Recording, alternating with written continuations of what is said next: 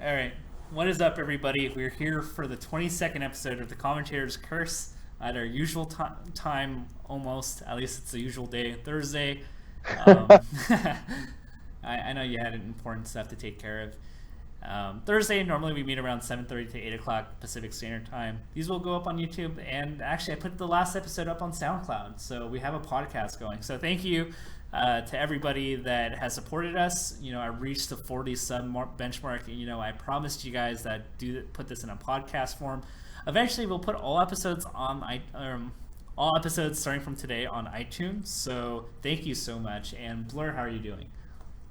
I'm great. I didn't know about all that stuff, the SoundCloud or the iTunes. I'm happy someone is taking initiative, and that's awesome. I'm doing great. Just saving the world day by day. Another juicy episode of the Commentator's Curse. You guys know how it goes. We got a lot to talk about. We do. In fact, I don't even know what we need to talk about. Have we talked about Big House last episode? We did that? What did we talk about last episode? We talked about Blood for Blood. So we talked about Big House. Dude, Big House is like a month is old news, man. Dude, I'm hella out of it. I've been doing the grind, man. Doing the grind? Yeah, you know how it goes. It's like that. It's a season where everything feels like it's merging together. Yeah. By the way, Mango has a new emote. I love it. Mango DGen. Shout out to Mango DGen. I kind of figured out what happened with my mic, so I might suddenly be loud. I'm not sure if this is with the Yeti, so I'm not sure if I have the Yeti or this. I have the Snowball, but I think the Yeti was in the other. You have the Yeti at Twitch, right, where we host? I don't know, man. This is not supposed to be part of the show. Your mic stuff's not supposed to be part of the show. Somebody changed the settings on my Yeti or my Snowball. Someone's dastardly plans. Yeah. So I'm pretty mad. Anyway, so that's why it was low. But anyway, so we had international events last week. We had Eclipse too. Eclipse is crazy. Ice is amazing. Yeah, I mean, he's been on a tear for the past month. I mean, it seems like ever since he had that pep talk with Mango at Gommel, like he's been doing really well since then. You think that was what it took? I mean, Mango, after SSS, he attributed a lot to him, the win at SSS, because of Mango's chat. Well, yeah, I mean, it's crazy. It's everyone's opinion of Ice just shot up. He got a new sponsor. He didn't get into Summit, but that's okay, I guess. We got that coming up. We got Canada Cup coming up, which we shouldn't forget. That's this weekend, so that's a pretty big event. We got an Armada and H-Box going for sure. Are you gonna be at Canada Cup, or are you kind of taking a break? No, the events I'm going to go to for the rest of the year are Summit, Smash the Record, and UGC. Okay. I was going to go to more events, but I decided to use that time in different ways. Dude, I'm not skipping Halloween or Thanksgiving anymore. I was thinking about DreamHack Winter, but I'm just like, I got a family, man. Yeah, I mean, my family would kill me, and everybody would kill me if I miss Thanksgiving. So I can't miss it. I mean, as much as I want to go to DreamHack, it's just not a good time for me either. I have the best Halloween costume. Do you have a Halloween costume? Yeah, I'm a banana. Yours a full body banana? Yeah. That's sick. What's yours? I am a full body. You know the character Dory from Finding Dory? Yeah. I'm that, and Lady Blur is Nemo. So we're a little pair. It's adorable. Shouldn't she be Nemo and shouldn't she be Dory? No, dude, the personalities fit better this way. Plus, Wait, are you really that forgetful? Are you the adventurous one that always like kind of creates the ideas and say like, let's do it? Yeah, sure. Let's go with that. Yeah. Okay, we'll go with that. Okay. Yeah, I don't know. It's a big ass onesie, so like it looks a little ridiculous. I got to make sure, I'm just gonna walk around. I'm thinking about showing up to work tomorrow in it because people are gonna be wearing their costumes. It's gonna be great. Dude, you need to take pictures of the Halloween decorations. I saw previews of it. Yeah, it's pretty dope. Well, zip. I might go to an HEC event tonight, and I'm going to the CLG party on Saturday, so that'll be exciting. Cool guy over here. Cool guy, yeah. Check him out. He even calls top players by their first name. Who? You do. Yeah, I mean... socialite. You're an eSports socialite, dude. I am, man. Exciting. So, I don't know. It seems weird. Because, like, in costume, like, it gets really warm, and I don't like... Like, one of the few instances where I get sweaty is because, like, it's, like, contained, right? And, like, you can't... All the moisture gets trapped and it gets gross, and that's why I don't really like Halloween costumes very much. I don't know if you know what I'm talking about. No, it'll be very, very sweaty in my situation too. So. So yeah, I mean, want to talk about the last events? Yeah, man. So we're going to talk about Eclipse. That's what we're going to talk about. All right, let's talk about Eclipse, man. So we had a couple of North American players, and I say North American because Kage is not in the U.S. I would have said United States. So it was interesting. D1 was there. I know he was probably doing more the commentary, but Kage and Chillin' Dude were there, right? I'm trying to think of another player. And we made predictions last week about Chillin', right? We gave Adam a pretty good chance at winning, and he did. Yeah, that guy's pretty good. Ultimately, like I think that he's one of those guys whose career you'll look at it, a lot of it's been overlooked, but he's been pretty much a top level player for 8 years. Yeah, like it's been a long time. So you gotta respect that, right? Like guys like Zagetto, Adam, Kai W, even like you go to the other regions and you start talking about like Posse and like the guys who were around for a long time in those regions and were doing pretty well. And it's pretty impressive, and it actually did not surprise me at all that Adam won. I'm not even sure if he was the underdog. Well, we kind of put him as like the slight underdog, and we said like 30 to 40% chance that Adam could win. Yeah, so it's not that surprising, right? Yeah. Like, yes, he's the underdog probably because of what everyone thinks of Chillin' and how good Chillin's been doing recently, but Adam's really good, so yeah. It's not that surprising at all. It's not really that bad of a loss for Chillin' either, in my view. I don't think so. But if he wants to climb up the ranks, then he needs to beat Zagetto and Adam, right? Yeah, he does. But also, those don't push him down the ranks that much, to me at least. Yeah. And I think we're kind of surprised about Kage, right? Because Kage outperformed Chillin', and I think, if we were to make a bet, like, will we have said that Kage would have been Triphasia and Android? And Fuzziness too. I mean, like, I definitely I think in the show we were really counting Kage out because of the PAL changes. Like we all know Kage is really good, but you hear like Ganon's forward air is nerfed, and that's like such an important move for him. And you're like, well, that's that, right? But yeah. the changes in like to the other characters in PAL is so important that Ganon might still be better. That's what Kage was saying. He was like, bro, I don't get chain grabbed by Sheik, Like, yeah. That's like, I mean, definitely against Sheik it helps a lot, but I think the big thing, I feel like it's also a mix of just general lack of experience against top-level Ganons. Yeah, I mean, they've had like a couple Ganons in the past, not much. Like, who's their best Ganon in all of like the European history? Like, who's the best Ganon ever to play like in Europe? I forgot his name. I'm blanking, but. The point is that you're blanking, right? Like, there is a guy. There's a guy. For some reason, I'm blanking, but regardless, yeah, it's not like a legendary player, all-time player, or something like that. Yeah. I'm willing to bet that Triphasia hasn't really played any like Ganons in like 5 years. Probably. Next to none. Also, like. Okay, so for Triphasia, the matchup, it was definitely matchup and experience. We could just write that off. But I think that, the nerfs to those characters, I mean, watching it, the forwarder wasn't even that big of a deal. Like, it actually, yes, there was a few times where it would have killed where it otherwise wouldn't have, but there was also times where it didn't hit them far enough, so far that they wouldn't be able to be in, edge guarding position, right? Yeah.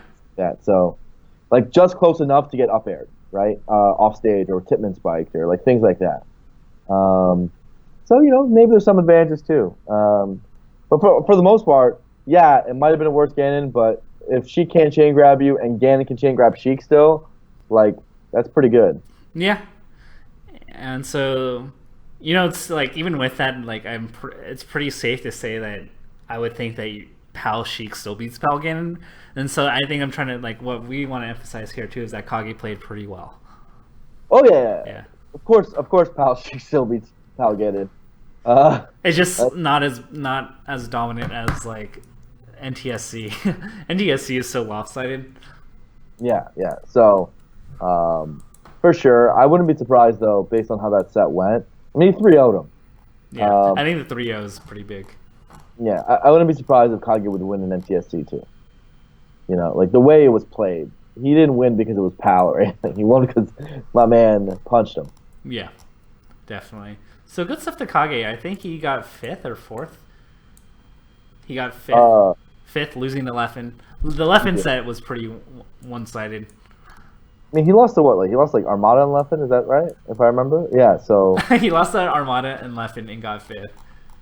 Yeah, so it's nothing to be ashamed of your Kage. Really good tournament. Great run. Did he lose to Kage? Oh yeah, he did. He lost to Armada and Leffen. Okay, if you lose to Armada and Leffen in a European event and get 5th, then kudos to you. That's as good as getting 3rd or 4th. So I say or 4th because Ice is hot right now. Yeah, Ice is, pun intended. Some would say Ice has always been hot, but currently he is hot. I feel like that can refer to 3 puns in that sentence, referring to his looks, his tag, and his gameplay. So I'm very good at puns. You are. But yeah, no, he's just so sharp. And I mean, we commented on it after Big House. We were just, and I'll say it over and over again. The man does what he means to do. It's very hard in Melee to do what you mean to do, and the man does it. Other than he messes up ledge dashes more than I would like. But other than that, his other tech skill is just so good. Yeah. Just so fundamentally strong. Plus his nerves for I don't know how, but he's figured it out. He plays with his eyes half closed. It's really interesting considering how he used to be. He's cool as ice. He's literally cool as ice.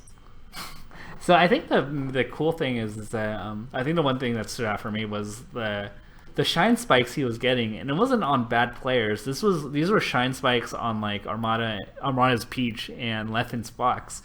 Characters and a caliber of player that you rarely see that happen. Yeah, he was really good at making hard reads on recoveries, and also really good at invincibility refreshes. Doesn't get talked about enough, but that's a really important skill to have at the top level. He would do things against Peach's Parasol, he would do a backwards jump refresh. So he'd have the ledge, he would let go of it, immediately double jump, do the little backward flip. And you see it with Falco sometimes. Sometimes you see it with Fox, but to do it against Parasol takes a really specific timing. So things like that in terms of refreshing his invincibility. He's really good at the Firestall refresh. That ended up getting him a lot of kills in positions that many people would mess up. Yeah, and just emphasizing once again, this is Armada's Peach. Yeah, exactly. That he's getting it on. So overall, really impressive. It takes a lot of balls, man. If you get hit by that Parasol, yeah, you're dead. Without a double jump, he's doing a double jump refresh, so he would have no jump and he'd be hit by a Parasol. He'd be very, So the fact that he's so confident and able to do that with under pressure, it's really impressive. Yeah. And so it's pretty interesting. I don't know what to quite make of the Leffen wins. Leffen's still coming back, although I have to give him credit. It's still a really good win. But I still don't know how to evaluate it because a lot of people want to bump Ice into the top 10 or like number 9 right now, and I feel like that's a little premature. Is it? I don't know. Is Axe still in the top 10? Axe got 5th at Shine and 4th at SmashCon, or I don't know if I'm switching them, but he had 2 good events before Big House. Good point. What about Shroom? Shroom also bombed the Big House. Did he though? He definitely bombed the Big House. He bombed the Blood for Blood. You don't think he bombed at Big House? I wouldn't call it a super big bomb. He lost to KK and Dittos, and he lost to Swedish. So that's a bomb if you're a top 10 player. It is. That's a huge bomb. No. Yeah. Where's KK rank right now? Probably put him in the 40s. So there you have it. Yeah. Now, KK is a perennial top 10 player in the world, so it's kind of like, I don't know about you, but even if they're ranked in the 40s, if they've been top 10 before, like a Wobbles or a KK, it's kind of like, come on, bro. It's like when PP comes back, right? Like skill wise, like if what we saw, like if you kind of put everything together, right? His Battle of 5 Gods and Genesis 3, like we probably put him in like 15 if we're like looking at it objectively and not saying it's PP. But like realistically, PP could be as high as 6. Like what you're saying is that if PP comes back, we're gonna rank him somewhere like 15, maybe as low as 20th, right? Just because he hasn't done anything for a very long time. But if he beats SFAT, none of us are gonna consider it a bad loss for SFAT because it's PPMD, one of the greatest players of all time. Yeah.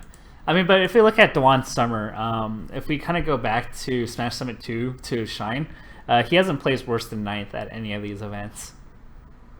5th at Summit, 7th at Gommel, 4th at Smash and Splash, 5th at CEO, 9th at EVOS, 5th at SmashCon, 9th at Shine. So, I don't know, it's really hard to, with that much of the summer, to kind of bump him down. So, then who, are you saying Ice is still below all those people? For now. I think if he gets like one more good event, like let's see outperforms Axe and Shroom at Genesis, then I bump him up to like 8 or 9. Oh, you have to say Genesis, not Summit, because he's not going to Summit. He's going to UGC, right? Yeah, one of the side benefits of the Summit is that Ice actually got 3 free flights. So it's not like Ice, got the short end because, thanks to how it laid out, Ice got like 3 flights, and I think Professor Pro got a couple flights, and I think Javi got a couple of flights too. Yeah, so that worked out with the way the compendium, you can call it the compendium trick or whatever, ended up making it so that he ended up going to some events he otherwise would have had a hard time going to. So, yeah. Not bad. Not bad at all. So, people are gonna, are still relatively mad. You could see it in the stream all the time. It's like, oh, like this man isn't going to the Summit, but he still got 3 other tournaments that he probably wouldn't have been able to go to otherwise. Can we talk about that? Because I don't think Summit voting was locked at our last episode. What do you think? It was we were down to the final 4, right? At that point, because we interviewed None and we interviewed the Moon. Yo, do you want to make your camera so we're like regular? Look at the stream. You're like hella big. All right. Okay. Anyway, I adjusted it. Anyway, what I was going to say. So everyone's salty that Mafia is going and Ice isn't. Let's just put it out there. Okay, yeah, that's. I think everyone. Okay, let's qualify that. Everyone but most of New England is not happy. So I bet even some of New England is not happy. Some of New England is like, well, I'm from New England and I'm not happy about that outcome. So yeah, there are New England people that are anti-Mafia. Yeah, so that's just how it is, right? Now there was a video edited. I think Milk put it up about Mafia's opinions on the subject, where he basically was like, F you guys, I just want to go to the Summit, I don't really give a crap what you guys think, I'm Mafia, rah rah rah. I thought it was an interesting way to build your brand. It was probably the worst way to go to build your brand. Like if he had like a player agent like sitting next to his ear, being like, that guy would have been like, just get the fuck off the street right now, please. Like I would have literally just told him, hey, like Mafia, if You either do not say anything, or you go, hey, I'm really appreciative of my region for loving me so much that they're willing to coordinate and get me into the summit. I'm going to do my best to improve and bring in what I learned from the summit and improve like Swedish Delight and also improve my region. If he just did that, like, how could you hate him? I mean, people would find a way. People would find a way, but then it puts the onus on the greater masses and makes them look like an asshole, as opposed to now Mafia kind of looks like an asshole. Edwin Bunning says, not fair to pick a cherry pick. Dude, that was a long video. That wasn't cherry pick. It's what he said. I mean, like it's like when people say that, you know, the media takes excerpts of Trump and plays it back to back ad nauseum to make him look bad. It's like, but he said it. Like they didn't make him say that shit. And also, we only have like one. Most of the larger Reddit, Twitter audience only has that as a case of reference, right? So if your sample size is 1 for 1, that it's pretty bad, then that's not good. Yeah, I mean, they already don't know you, right? Like, they don't know. Many of these people don't know who Mafia is. So your job is to help fill in the blank, right? Yeah. Like, be shown as an awesome guy. So people are like, you know what? We love Ice, but I guess we love Mafia too now because he seems like a nice guy. And we can't hate too hard, blah, blah, blah. That's how PR firm would tell you that's how you fill in that blank. Instead, he just, come on, Mafia. Me, as an observer, I'm eating my popcorn. So it's like, it is kind of entertaining, but it's not exactly a wise PR move. Yeah. And I think the big thing here is, like, people are wondering if, like, Mango hates Mafia because he made that comment on West Coast. And, like, we as the, people that interact with these players, we understand that he's most likely, I mean, he's definitely joking and being sarcastic. But the greater audience that has no context to Mafia aren't going to make that assumption. So that was a very... It was a poorly... He thought no one was watching. But, like 10 viewer stream or but something. To be fair, I think the thing that blew it up was Milk. Milk made a video, and I think if Milk has every right to make a video, like, if he wants. But I thought it went a little far. Did you watch that video? Yeah, I did. I think that went a little far. And if Milk wants to be kind of a community figure / content creator and kind of want to bring in the good light, not super good. I mean, I think that's probably one of the worst things that any content creator has done to, like, an individual player. Yeah, he definitely didn't he put, like, back to back of, like, Mafia losing. Yeah, it would be like Mafia saying a line and then juxtaposing it with, like, that person against, like, a certain player from that region. It did make the video funnier. It did make the video funny. Isn't that the job of the content creator? I mean, I don't know what angle Milk is going for, right? Like, I don't know, because Milk went on that rampage on Twitter that one time, or on Reddit apparently, about, like, content creation and stealing from streams. So I don't know what his MO is, but that video was admittedly very funny. But I don't know what direction he wants to take his content. I mean, I enjoyed it. I'll admit. Maybe it was slanted. Maybe it was mean. But it was funny. It was like I laughed at the end of the day. And, like, it was pretty funny. Look, man, I've had my fair share of videos in that light made about me, and for the most part, if they're funny, they're funny, dude. Like, you gotta have a sense of humor about it. And he called a bunch of people out that he's never beat before, so It's kind of a joke. I think it's almost on the same tier as Tien saying that line at the end of our money match after he lost. Do you remember that? Yeah. I'm sorry, I'm circle jerking myself. Apparently, speaking of random things, apparently Stango actually beat Lucky right now from Philly or Pittsburgh. I don't know, whatever. Joey, come on, Joey. Apparently Stango's pretty good. Stango's pretty good. I was impressed at Shine when I saw him. Yeah. Anyway, the point is that we know Mafia personally. He is a good guy. Chill, cool your jets. He's saying a lot of, like, he said, that video he said some inflammatory stuff, but he was. People say so. People start feeling themselves in front of the camera. Trust me, it happens. And they start Start just saying stuff. Saying stuff they probably don't mean. Yeah. It happens. And this part of communication, right? Because if Mango says it, like everybody knows he's joking, but he's built the brand to know, like, in the personality enough that people are going to understand, like, Mango's joking. Like 90% of social media will understand that Mango's joking. Right. And you know, that's the thing, right? Like, it's all about how you build the memes around you. And he just doesn't have the only meme around Mafia is that he got voted in instead of Ice. So not a good start. Admittedly, awful position to be in, but you got to play your cards better, Mafia. Yeah. But you know what? We'll see how he does. It'll be interesting to have him out there. I'll definitely enjoy chilling with him. Dude, what if in an alternate universe he beats Mango in round 1 of winners? That would be crazy, and everyone would have to eat their words, but that universe is never going to exist. Okay, fair enough. So 1 out of like 10,000 universes? You think he'd win 1 out of every 10,000 sets? Hey, he took Joey to game 5. It was really close.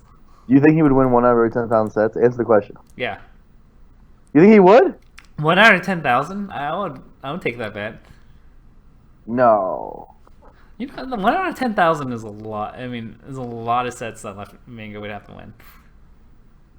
Or he's not doing them in a row, is it? They're like independent sets. They're independent sets, but 1 out of 10,000 seems a little low in Mafia's favor. He's not winning, dude. Yeah. Okay. It's really, really low.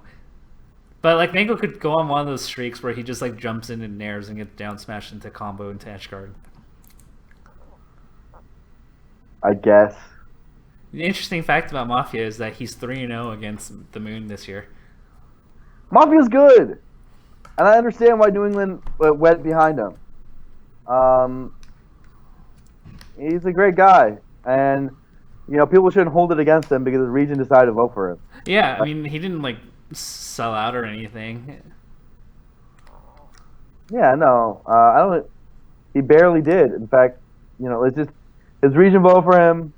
The voting system was a little weird, and it made it possible. And you know what? A lot of people want to see him there, and he ended up getting it. Hey, Europe should do the same thing for Ice. Like, hey, on the bright side, because of Mafia, the top players are getting more money, right? Because he helped greatly fund prize pots for like 5 tournaments. That's true. He helped other people out. Yeah, so he indirectly patted Mango, Armada, $100 and Leffen and Mewtwo King's pockets. Yeah, they should be the happiest that Mafia is going of anyone. Yeah, that's why Mango's inviting him to Smash Summit 2.5. And hey, makes an easier first round. Yeah. Would you rather play Ice first round or Mafia first round? Mango would probably be playing a lower seed. Ice coming in would not be the 16th seed, no. It would hurt someone else in the like 5, 6, 7, 8 seed, right? Because so those people should also be happy that they get a slightly easier bracket. Yeah, man. So look, guys. At some point, you guys have to understand that the meme pick always gets in. There's always going to be one person with the way the system is designed, which just sneaks their way in, and it's kind of part of the entertainment, right? Yeah. Because at the end of the day, when you watch that voting process, your heart is genuinely in it, and you're genuinely scared for your favorite player or your favorite person, because you know there is a strong chance that they're not going to, and you're going to have fucking ESAM there, man. And you know what? We love ESAM, but if you're not an ESAM fan, he's probably your worst case scenario. Yeah. It's funny that Leffen and Johnny were bidding to get Mango as a team partner today. Yeah, dude, teams isn't set yet, right? What the hell? Actually, I got to talk to everybody, and I know what the teams are. You want to tell them? Tell everyone? Yeah, so for doubles, it's going to be Armada Mewtwo King, PPU, SFAT, HBox Plup, Mango S2J, Shroom, The Moon, Axe Duck, Westballz None, Leffen Mafia. Leffen Mafia? Yeah. Who else is Leffen going to team with?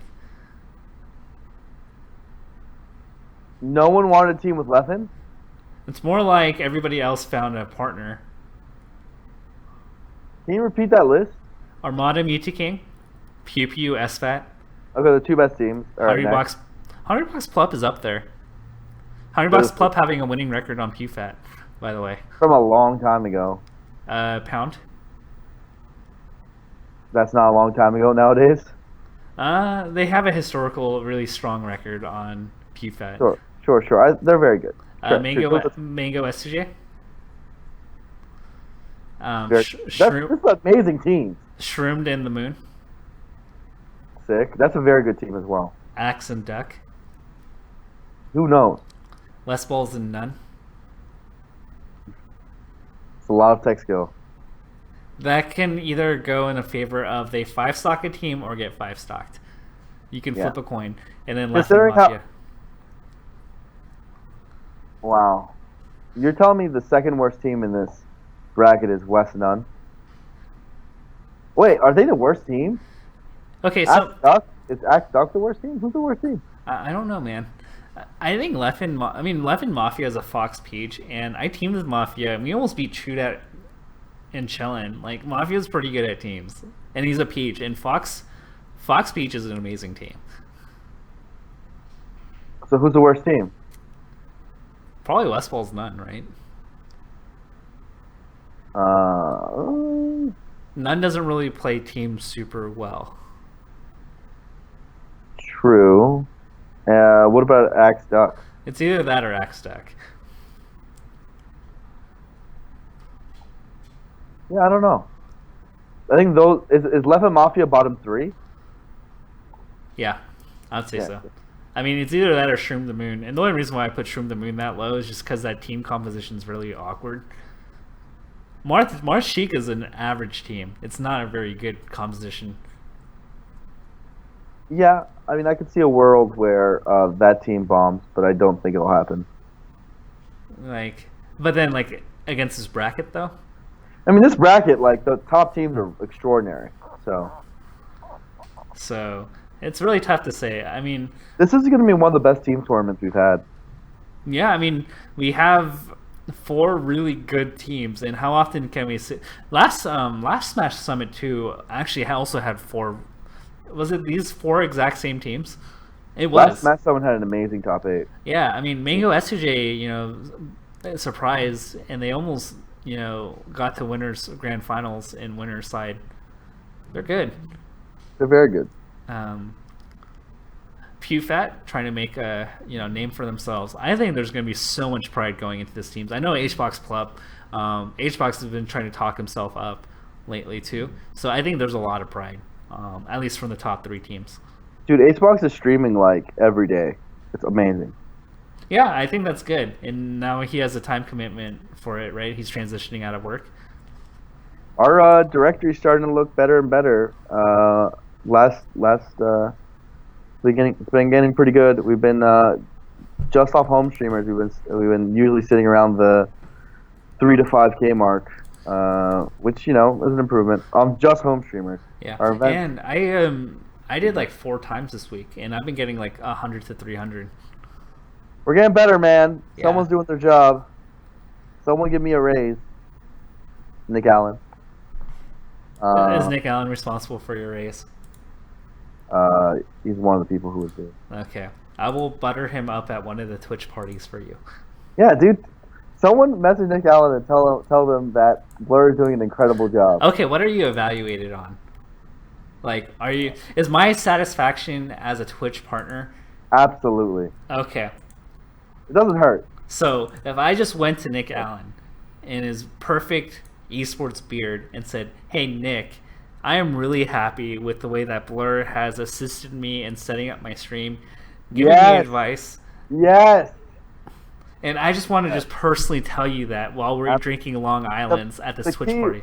The key is to not be transparent about it. Don't just message Nick and be like, "Hey, give Blur a raise." Just be like, "You know what?" Just explain and let them draw that conclusion. Guys, we've done hashtag free Gimmer. We should hashtag give Blur a raise. That's a good effort. How about we call it Blur Up? Seriously, I'm trying to get that money. Blur Up. Anyway, Blur on esports and chill one. That'll be fun. eSports and Chill. You know, they asked me to go on one of their shows, but I unfortunately had work, and I had an important presentation, or else I would have been on this week's episode of the Yahoo Esports Monday show they do. I forget what it's called. Tilted? Yeah.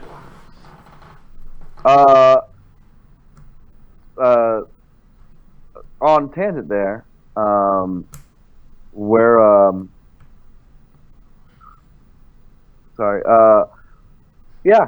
that'd be cool. Well, we have a good question here, right? Question. Who's your money on? For what? Teams. Oh, who do I think's gonna win? Well, mainly because I don't know what I want to ask you this actually. So Wednesday is the start of the talent. Wednesday is Smash Summit. They're going to have the talent thing. Thursday, Friday, they're going to start the event. So we may not have too much time actually to, we might not be able to do a commentator's curse before next week, unless we want to do one last minute on Wednesday. We should do one last minute on Wednesday. Okay. We should do a live one. When are you coming in? I come in on Tuesday. I'm going to be at Fun Day, or the Summit 2.5. Okay, I'll be there too. On Tuesday only. I can't come on the Monday. Dude, should we just have a rotating desk at the Summit 2.5? Yeah, that'd be fun. I mean, we could do it in Mango's living room, right? Or that sounds so sick. And then we can just have different people just come on. I think that'd be pretty cool. So, actually, I don't know. Mutaking Armada or PewFat is really tough for me.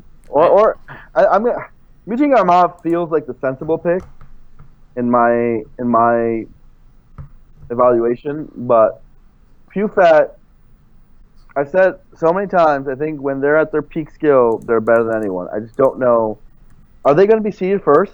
Probably not. I mean, ARM2K, there's no reason, like, if you look at their Armada 2 Kings resume, there's no reason to, like, not put them first. So you think it's going to be first Armada King, 2 SFAT PP, 3 HBox Plup, 4 SCJ Mango, and then probably 5th Moon Shroomed. Yeah.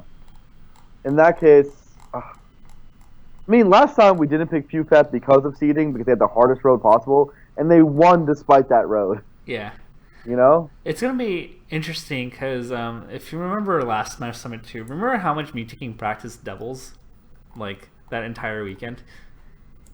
Yeah. So I think that plays a big role into it. Like, I think Mutaking really, really, really, really wants to win doubles. Yeah, I mean, all of them do, obviously. And SFAT do you think? Here's the question: do you think Mutaking Armada as a team is better than Mutaking Android or Armada Android? It's really tough to say, and I don't know how to give it an appropriate connection. Like, Android, I feel like Android to Armada is the win more type of character. Although, like, there are some games where Android will definitely carry his weight. Android's the kind of player that, like, extends combos and extends openings. But I saw a lot of questionable things. I mean, they did beat Ice Left in this time, but even, like, against, like, Westballz Plup, which on paper, like, Armada Android should win, there were a lot of times where Android was such a liability on the stage for, like, 80% of it, and the only thing he could really do is just run away. And that's my worry about Android, whereas opposed to Mutaking, you can leave Mutaking alone. You can't do that for Android. Like, you give up way too much space, and you give up way too much, that if you keep him alone against, like, a Westballz, a Mango, a Plup, a SFAT, like, it's just a huge liability. And that's where, like, the issues come in. Yeah, like, Android has, like, nice combos, and they have the synergy to extend things, and those are things that Armada and Android can do. But I just saw way too much liability with Android whenever you fought a Spacey by himself. So make a call. Who's winning? Armada Mutaking. I just think that they're going to practice, they're going to be in shape, and I just think that their singles play along with their general synergy is going to outmatch every other team. So I hate to say it, but I'm inclined to agree. Yeah. I think Armada is the best team player in the world, as I said before. I think he's extraordinarily good, and even though I don't think he has as much synergy as he does with Android as he has with Mutaking, Mutaking is still just such a team's monster and such a consistent rock and can lead to so many bad situations. Plus, I think HBox Plup is going to be a very big problem for PewFat. I'd give a slight edge to Mutant King Armada, but if PewFat wins this, there should be no more arguments about who the best team in the world is. Yeah, definitely. Like if PewFat...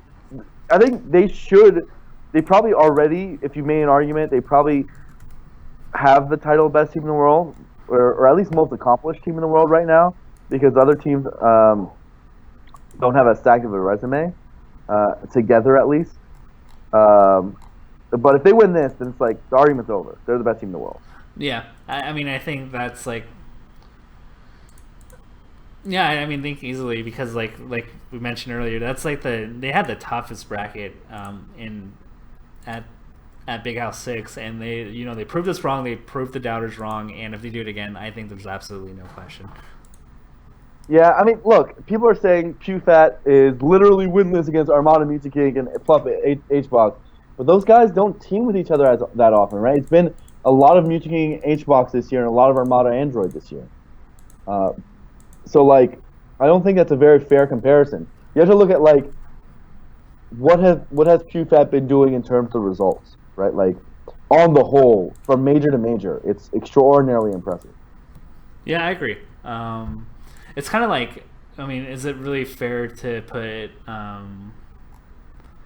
Kevin, or what's his face, to put PPMD at number 6 still? Right, like, right. There comes a certain point where, like, the DK, or what was it? They call it like experience decay and like ladder for like other games. That becomes a thing, and PewFat definitely have been going to more events as of late. So I agree with you. Yeah. So.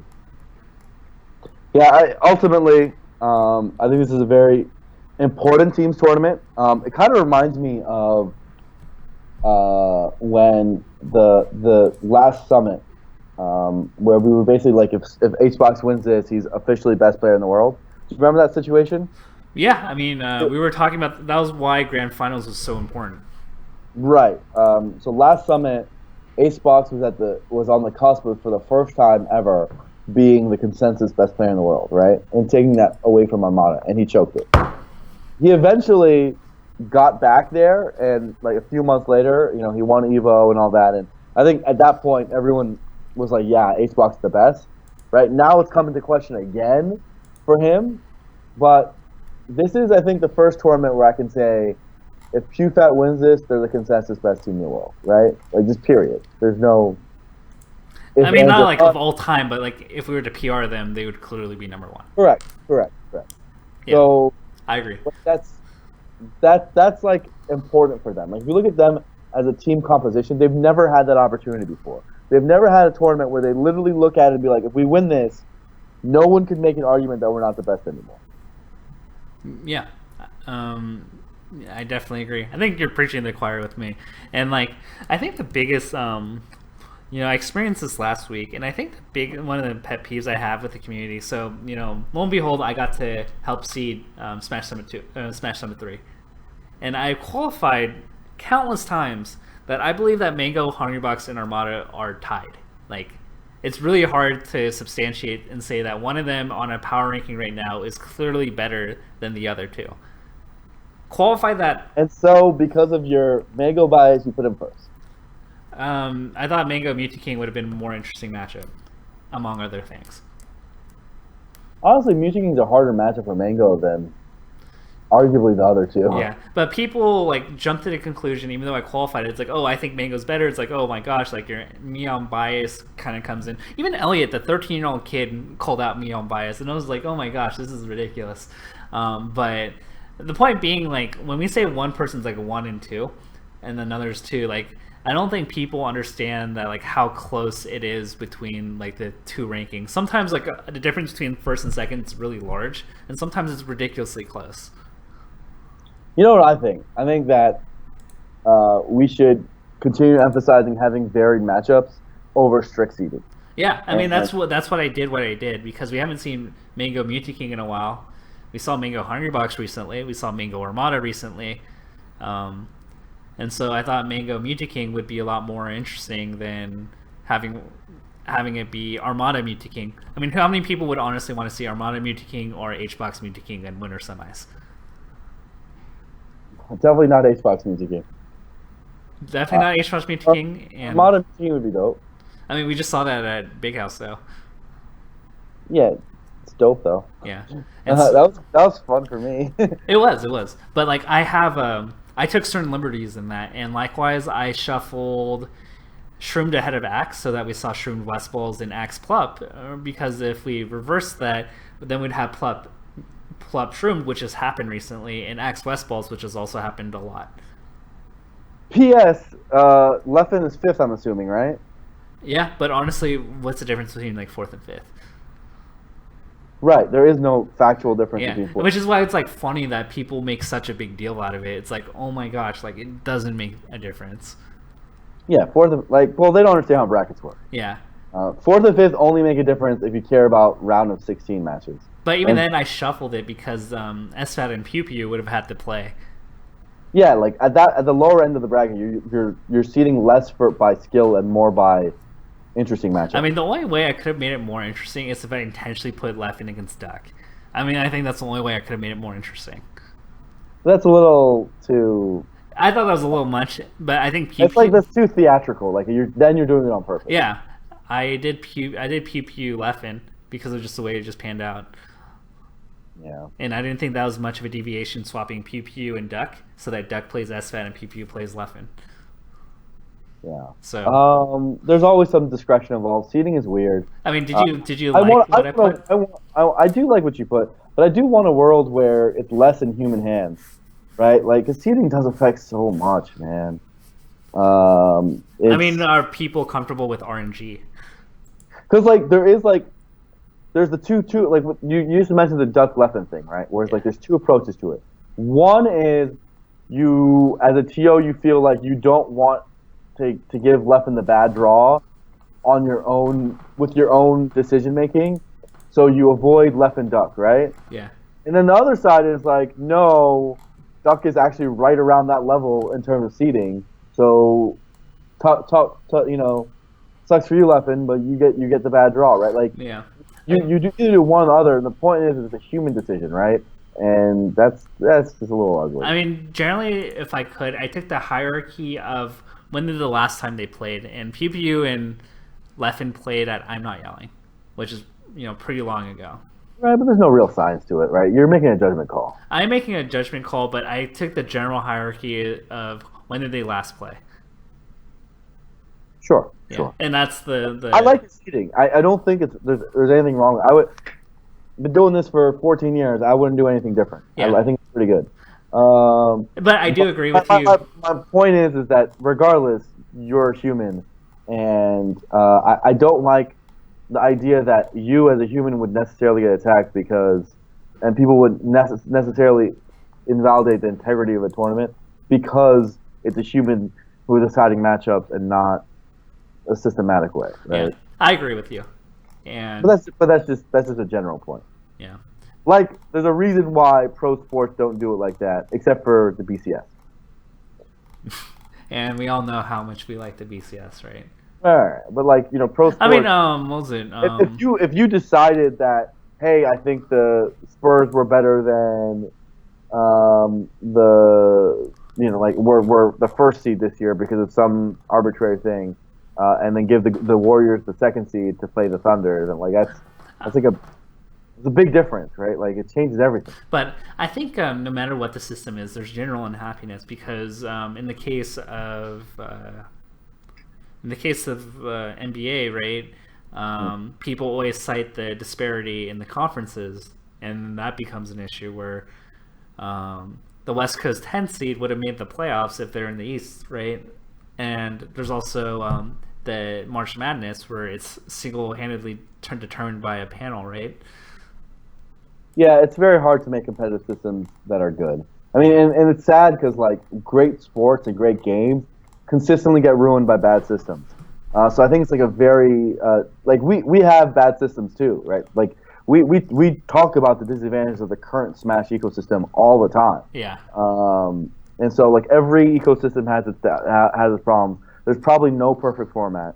So that's just that is naturally. I mean, I think the only perfect format is if we have enough of a sample size where each player plays each other like 500 times, and we can do an algorithm that definitively determines rank with a large enough sample size. But even then, like that's not a perfect system because that's not a human system. Like as in, you don't want SFAT HBox to play 500 sets because they're gonna die, right? Because then SFAT to play Music 500 sets. Like you can't do that, right? It doesn't work. Yeah, that's fair. Yeah, man. Either way, I think that good job with the seeding. I think that the team seeding I also agree with. Do you think I didn't do the team seeding, so I don't know how team seeding is going to happen, but I'm going to make recommendations. Yeah. And you're going to make recommendations in lobby too. So you know how it is. I'll do it without anyone knowing. Okay, that didn't happen then. We didn't say anything. Classic. You know how it goes. Yeah. But yeah, do you think Moonshroom can take that set off of who was the 4th seed again? SUJ Mango. SUJ Mango. Yeah. Do you think they can do that? The one thing I don't like is how much Marth is a liability against that team. Mainly because it's like Marth dies so easily to that. Yeah, Fox Falcon. Like Falcon is such a nightmare for Marth's team. Yeah, I would agree that I think that they can't do it almost entirely because of that, unless West can lock down Johnny. You mean Shroomed? Oh, excuse me. Unless Shroom can. So you're playing with the lineup so you have Fox Falcon that can kill you really quick. Sheik and Marth in the corner, like who fights for stage and takes aggression out of that? Sheik's not the best at it. Marth is questionable against both. It's funny because like the old school mentality of like who Marth's best teammates are. It used to be like Marth is really good with Sheik, Marth is really good with Peach, but like the more I learn about the game, the more like the metagame develops and everything. I actually think Sheik's a horrible partner for Marth. Oh yeah, like you're essentially saying that Marth has to take space and take the lead, and Marth is not the best initiator. Yeah, I don't like the team either. I mean, they're going to try it their own way. Moon does play the initiator role, though. He likes to play that role. He has to play it perfectly because that's very unforgiving. Because you make one mistake and you get stomp need, you're done. Yeah, absolutely. So, and I don't think Sheik is the type of character who locks down Falcon, right? Falco is, but not Sheik. Like Sheik can't play teams like that. Yeah, or else you have a Fox just running around, and you don't want that. Exactly. Yeah. Like that team composition actually like murders. Fox Falcon murders Sheik Marth, and unless really hard. That's probably one of the harder character combinations for Sheik Marth possible. And I think the big thing here is like unless I don't really see the Moon and Shroomed as gimping type of players, so like that only makes it worse because like the way that Marth Sheik kind of works is that they get low percentage kills, but how often are they going to get that against SUJ and Mango? Yeah, Marth Sheik is the big strength they do have is they're like the team Gimp, right? They're like the ultimate Gimp team, but they can't really do that as players. They're not known for it as players. Yeah, and so I don't see them doing that. Even though Falcon and Fox are two great characters again. Definitely. So I mean, we kind of skipped ahead, but we do have another event coming this upcoming weekend. Should we focus on that a bit? Canada Cup. Yes. Absolutely. So it looked like a promising event in that it could have had a potential of up to like 5 or 6 of the big 6 members, but Mango, taking care of his kid and having to do Halloween stuff couldn't make it, and Leffen, trying to ease his way back in also didn't want to go. So, but we still have Armada, $100 Mewtwo King. Yeah, man. That's just how it goes. Even if you pay them to go, they won't go. Yeah. Isn't that something? I mean, it's just like a tough weekend, right? If, it's Halloween. Yeah, I mean, I'm not going. Yeah. But I still think it's interesting how that works, right? It's that hard to get the players to go to events. So it's a pretty decent lineup. We have like them three. We have MacD, Duck, KK, KGH, Kage, and it kind of drops off a little bit. None. I'd say like probably top 8. After top 8, the talent level drops a little bit compared to like a normal. Because when we think of a 3-god event, right? Like we think that it's going to be pretty stacked up to like top 24, top 32. Yeah, it drops off quite strongly. There's Nightmare, I see. There is Ryan Ford, Abu, IB, Toph, a homie. Toph could make top 8 here.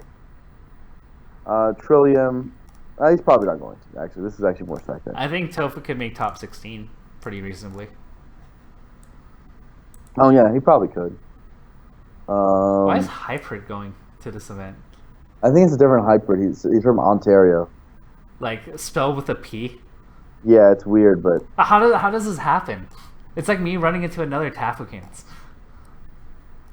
Dude, there's imposters everywhere. Okay, that's interesting. Yeah, it looks. Yeah, I agree. The drop off is huge, but the top 8's gonna be good. Top 8's gonna be amazing. There's KK also. Yeah. So yeah, it's it's tough to say who's gonna make who's the 8th then. Who's not making it? So Armada $100 community guaranteed. I'd say MacD is basically guaranteed. Duck is pretty much guaranteed. Duck is guaranteed. I'd KK say is like 80% guaranteed. KK Zoo none? Is that what we got? Pretty much. I think that's the 8th. And then with a side chance of like KGH, Kage, Abu, and Ford, and maybe Nightmare, and Trillium. And IB? IB is a little bit of a stretch. Yeah. I think we literally. I think the player who has the highest chance of that next group is probably what? KJH. Ryan Ford. So side note, it actually is the same Hybrid. Is it really? Why is he in Ontario as his region? He moved to Ontario for some reason. What? For school. That guy. I have no idea what's going on with his life. Anyway, so yeah, I guess the guys who have a chance of making it in, like KGH, Ryan Ford, are probably the next 2 best. Abu. Trillium. Nightmare. Oh yeah. Nightmare. No, Trillium's really good. He almost beat Shroomed. He should have beat Shroomed. Yeah, like so they're possible. But Yeah. Point is, I think the 8 is actually very clear. Armada H-Box Music King, MacD Duck, KK Zoo, and Kage too. Kage could do it. Yeah. We'll see. Kage might have to deal with the whole we're in Canada and people know how to play against my character kind of issues. Yeah. So it's interesting. Of those people, who do you think is going to be the best non-placing god? Probably Duck. Almost assuredly Duck, right? I mean, you can give a side of MacD. Who of these people can beat Duck? None. Kage. None. Okay. MacD does pretty well. Does pretty well, but probably can't. They go back and forth, so it's They gonna go be. back. There you go. Let's see. KGH could. KK could do it. KK and KGH. Actually, this isn't a very good player pool for Duck. The more I think about it. Except for like Zoo, right? Zoo. You remember? Did you watch that set against at Pound? I don't remember it. Oh Why? God, it was like. The stomping of the century. I think it was like a 6 stock or a 7 stock. Yeah, I still think he's. Even though it's not a great backup of Duck, I still think he's getting 4th. There are so many people that could beat him here. There are so many people who can beat him, but he's Duck. I have a very high evaluation of Duck's skill. This is like a horrible Duck field, but I really think Duck's amazing. Yeah, So he is. I still put him at 4th at this event.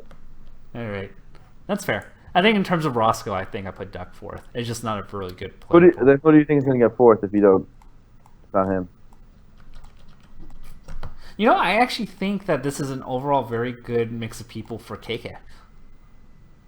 You think KK is getting 4th? Look at the player pool and look at everybody he could beat here.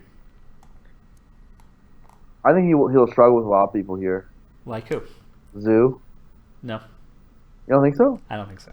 He's really good against Falco, I guess. Oh, he's actually amazing against Falco. But Um, Zoo's really good against Sheik. I don't know. Zoo's just okay against Sheik. Okay. KK is going to beat Kage. KK can definitely beat Duck. KK is probably going to beat MacD. How does he do against none? They go back and forth. Back and forth.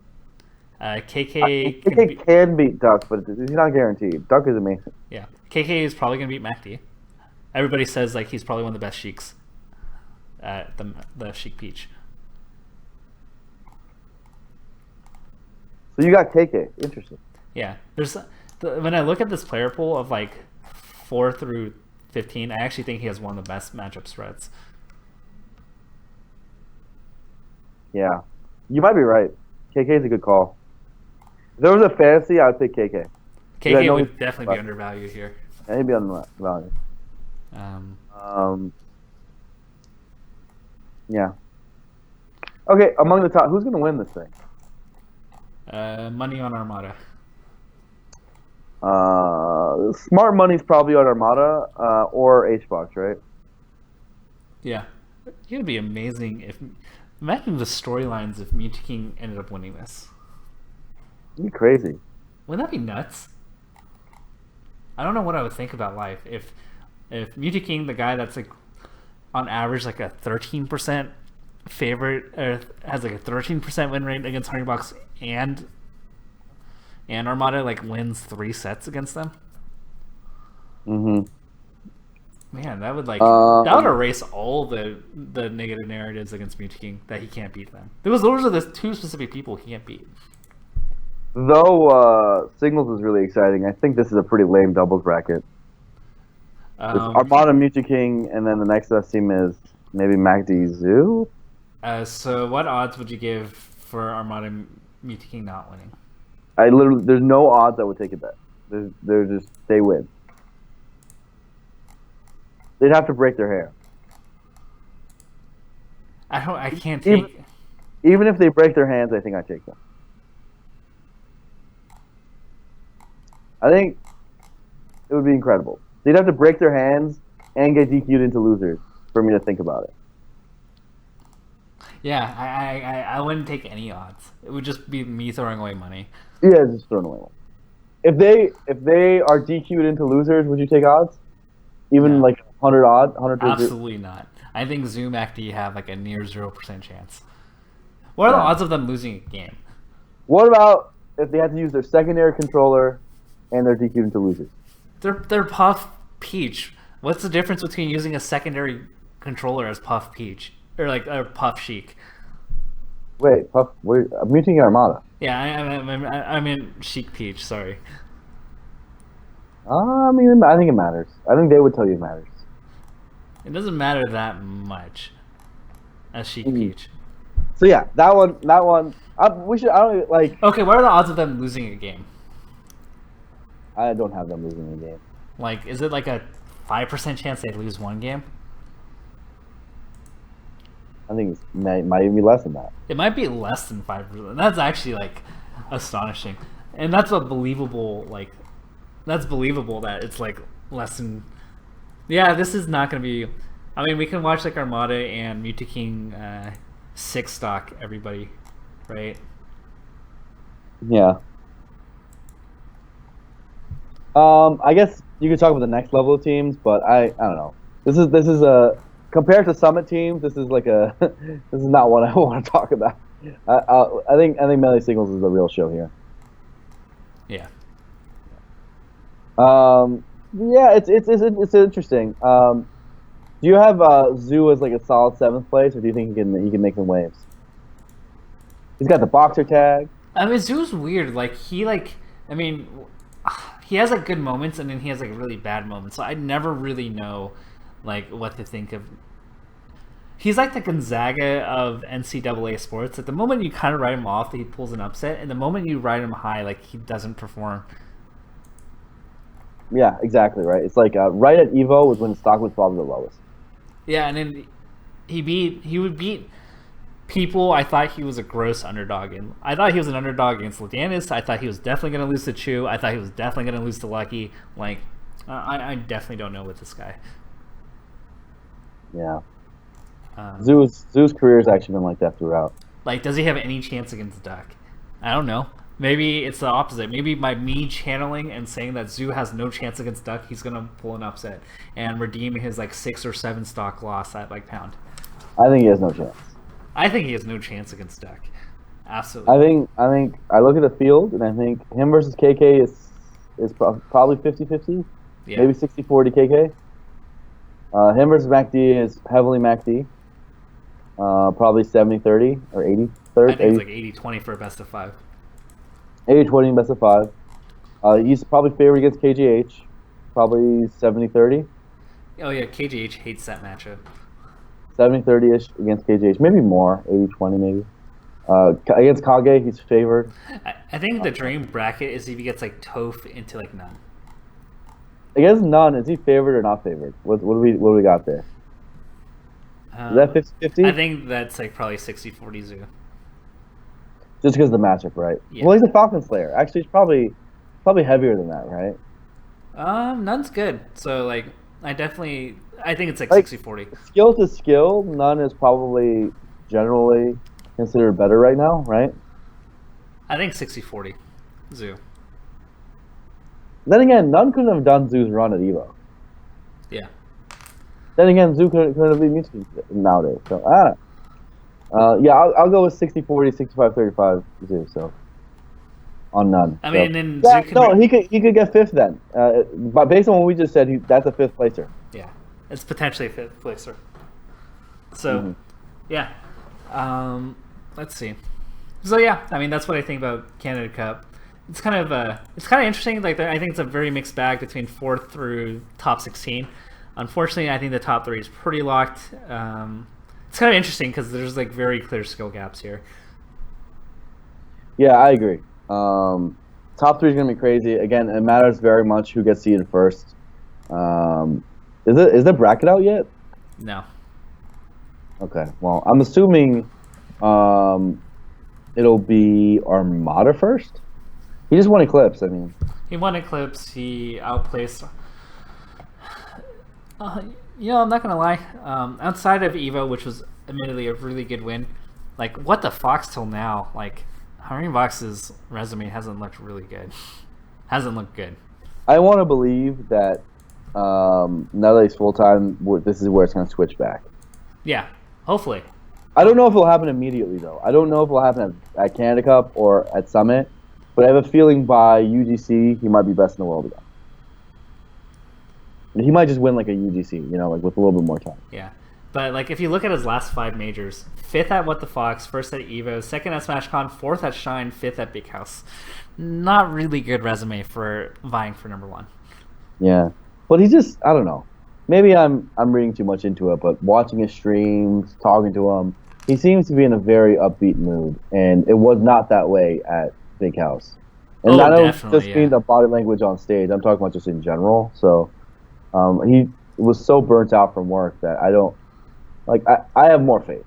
I do too, but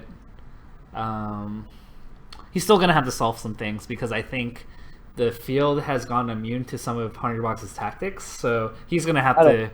I don't think so. I don't think so. Some of the things that were more potent earlier in this year are less potent. Is that true? Why? Name me. Tomahawk grabs don't work anymore. He was getting heavy mileage on that in the beginning of the year. I don't think Tomahawk grabs ever stopped working for Jigglypuff. I think it's just like they're so good. It's so strong. Look at the last 3 tournaments and look at how many successful Tomahawks he's gotten. Yeah, but sometimes he spams it too much. Doesn't mean that they're bad. But he's not getting any of them. Like everyone's just instinctively rolling every time. Yeah. Oh gosh, dang it! Stango 4-stocked Lucky. When did that happen? Right now? Like today? I don't know. I'm pretty sure it's like 1 o'clock there. Oh my god! Someone. Please. 440 for. Wait. Why? Where's Stango right now? Where's Lucky right now? Lucky is at that event that Hugo and Reno's going to. I forget what's called. What is the event? I don't remember. Mike Hayes is traveling there, and Hugo and Reno are also there. I just don't remember the name of it. It's a Thursday. I mean, it's like one of those tournaments before the tournament. They're in like Philly. What is this Philadelphia tournament? Someone in chat tell us. Where are they? I can't remember the Olympus. There we go. Oh, it's the hitbox tournament. That's cute. I like how you say that with minor disdain. I don't say it with anything, dude. Okay, fine then. All right, we won. So, yeah. Anyway, they're in Atlantic City. Okay, that's why people were talking about gambling. The Gombles. The Gombles. Mm-hmm. So that'll be interesting. Mike K is definitely not happy that he got seeded 9th at that event. That's so funny. Definitely not happy about that. So that's another interesting event. I don't remember where what the pools were. So offhand, I do remember that Hugo's gonna be. I forget who's gonna be there. I think that you just listed them all. They're like mostly SoCal kids. There's some other people. I mean, Slox is gonna be there. Drug Fox is gonna be there. I think Mike Hayes' Twitter has the top 8 seeds of it. Let me look. Let me look. He complained about seeding, so I know it's a fairly recent tweet. Okay, so it's gonna be the Moon, Professor Pro, Drug Fox, This Kid Boogie, Hugs, DJ, Slox, Mike Hayes, Red, Milkman, Reno, Smash God, Dreffin. Oh yeah, Professor Pro's gonna be in town. Yeah. That's good. Wait, why is Lucky not in this list? Lucky is probably the overall number 1 seed. It's only pools 2 through 8 on the spreadsheet. I see. Okay, so it's gonna be interesting. I think it's don't know. I mean, I think my money is honestly on the Moon. On the whole thing? Yeah. You're right. I like that mid epiphany realization. Yeah. Let's go. La Luna's the favorite. Climbing Mount Olympus. La Luna? Yeah, man. It's definitely not Lucky, that's for sure. Losing to Stango. If it's Stango, it's not Lucky. What's going on, Joey? You have some explaining to do.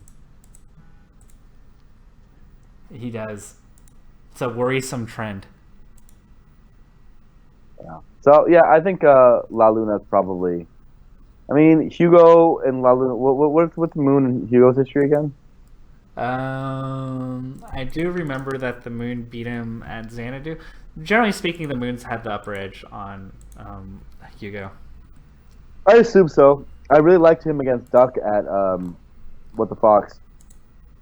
So I think he knows the matchup. Yeah, so the Moon won both sets at Xanadu.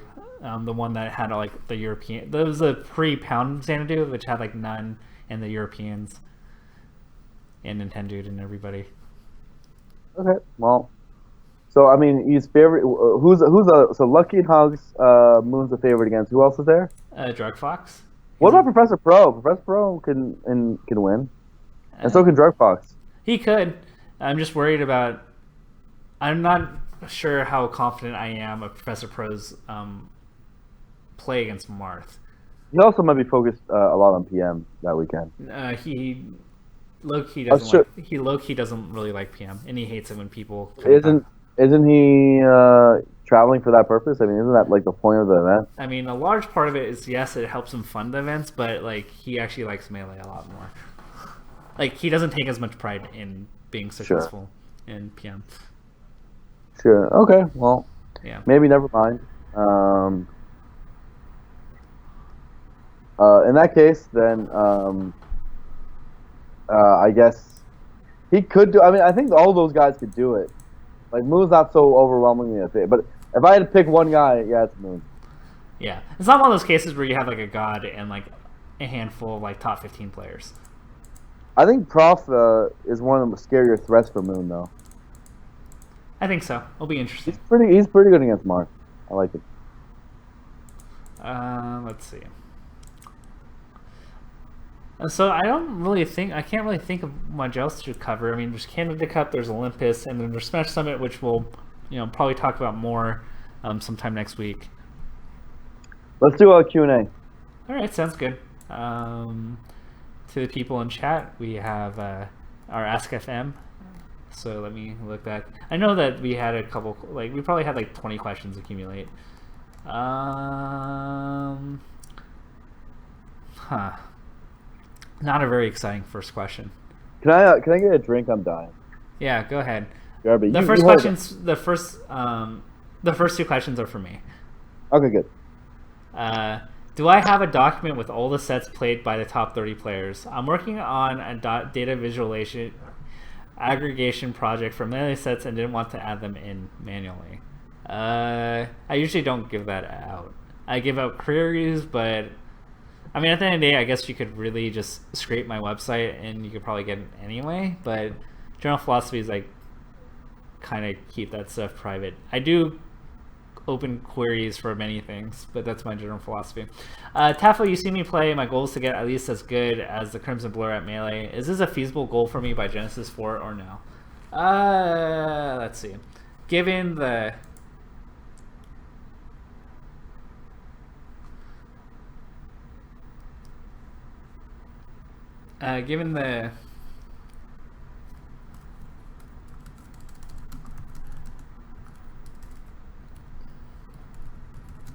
Let's see. I'm going to ask her a question in chat.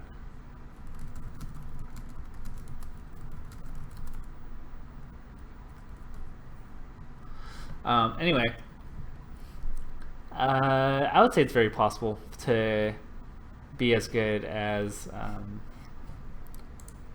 the Crimson Blur in his current state by Genesis 4. I think one of the biggest things, so in chat they're asking about Stango's wins. So I think Mafia, the Mafia, Zoo, and Lucky Ones are pretty good. Curious to see who's lost to, because I saw it shine, and I'm wondering why he didn't make it far in bracket. And so it's kind of telling if he's not getting far, and that's my worry. Does Milkman have a shot at being top 100?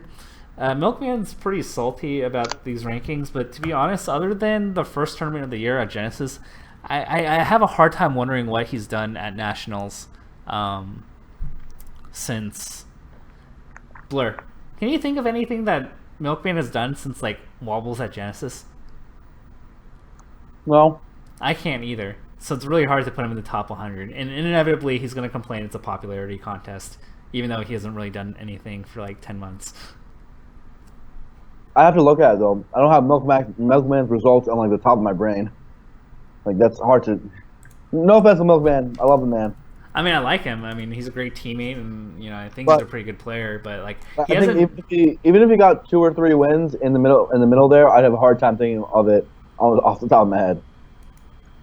I mean, he got 49th at Smash at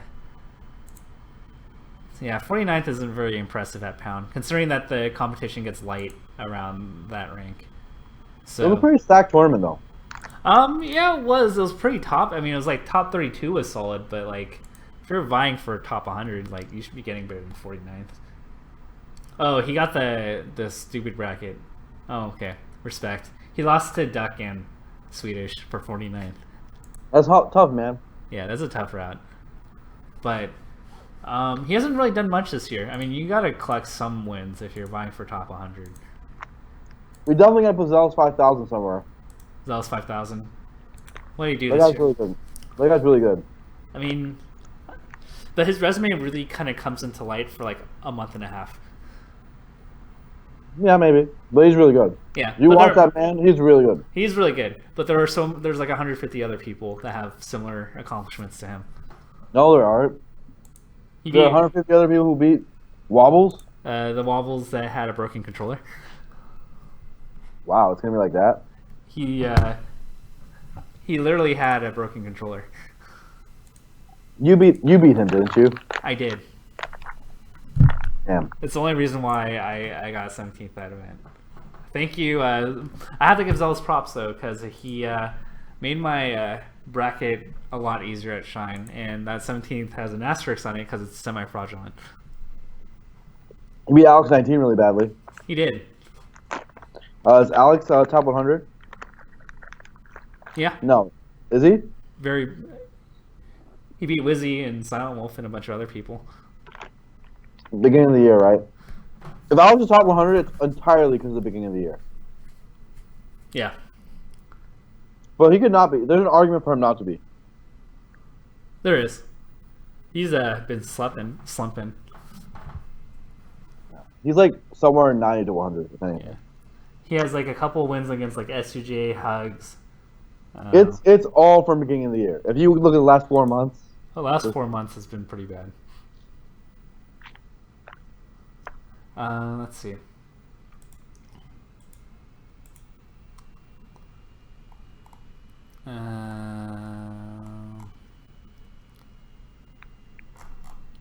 Some of these questions are like pouring shots on people, man.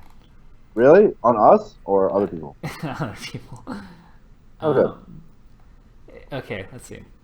With Axe and the Falcons doing better against Sheiks lately, do you think other mid-tier, low-tier characters might be able to push their anti-Sheik meta forward? Do you think conventional matchup knowledge is too biased based on an overemphasis on Sheiks to chain grabs? Yes. The chain grab matters, but it's not like the end-all be-all. Neutral game is still the most important aspect of any matchup. Yeah. And a lot of the chain grabs aren't true chain grabs. Like, a lot of people think that... there are certain characters that are really bad and they get chain grabbed to like 100, but there are actually many matchups where like the chain grab only really works to like 30 or 40 and they can get out. Sure. Which matchups are you just describing there? Like just like some of the low tier, mid tier matchups. Well, name one in particular that's like commonly misconception. Mario and Doc, for whatever reason, people think that the chain grab lasts a really long time against. No, it barely lasts. It's like very short. Like, but I think that's like the super. I think that's like the super scrub opinion. That's a weird one. Like people think the Pikachu one goes like forever. It doesn't, right? I mean, you DIN, you get the double hit up smash, so it's like pretty lethal. But you don't get the chain grab. You don't get the chain grab to like 100, like a lot of people think. No. All right. In 2013, it was Ken. 2014, Esan. 2015, DOH.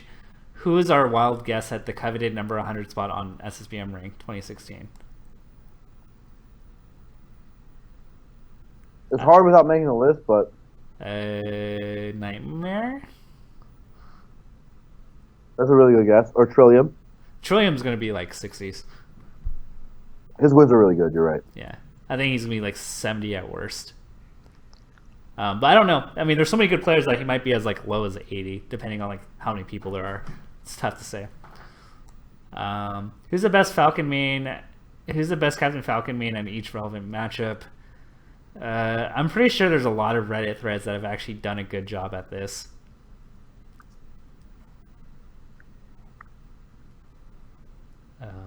Go ahead. I mean, Fox Falco, general consensus is SUJ. I think Johnny is the best against Samus. Wizzy's probably the best overall against Sheik, as much as people say like the one set against one none set. Marth, probably none in that set played really fucking good though. Yeah. Marth, I mean, I think all three of them are pretty good against Marth. It's really hard to say who's the best. They're all... Gatsu might be the best. Gatsu might actually be the best. Gatsu's extremely good against Marth. Who else is there? So's Gravy. Gravy is very, very good.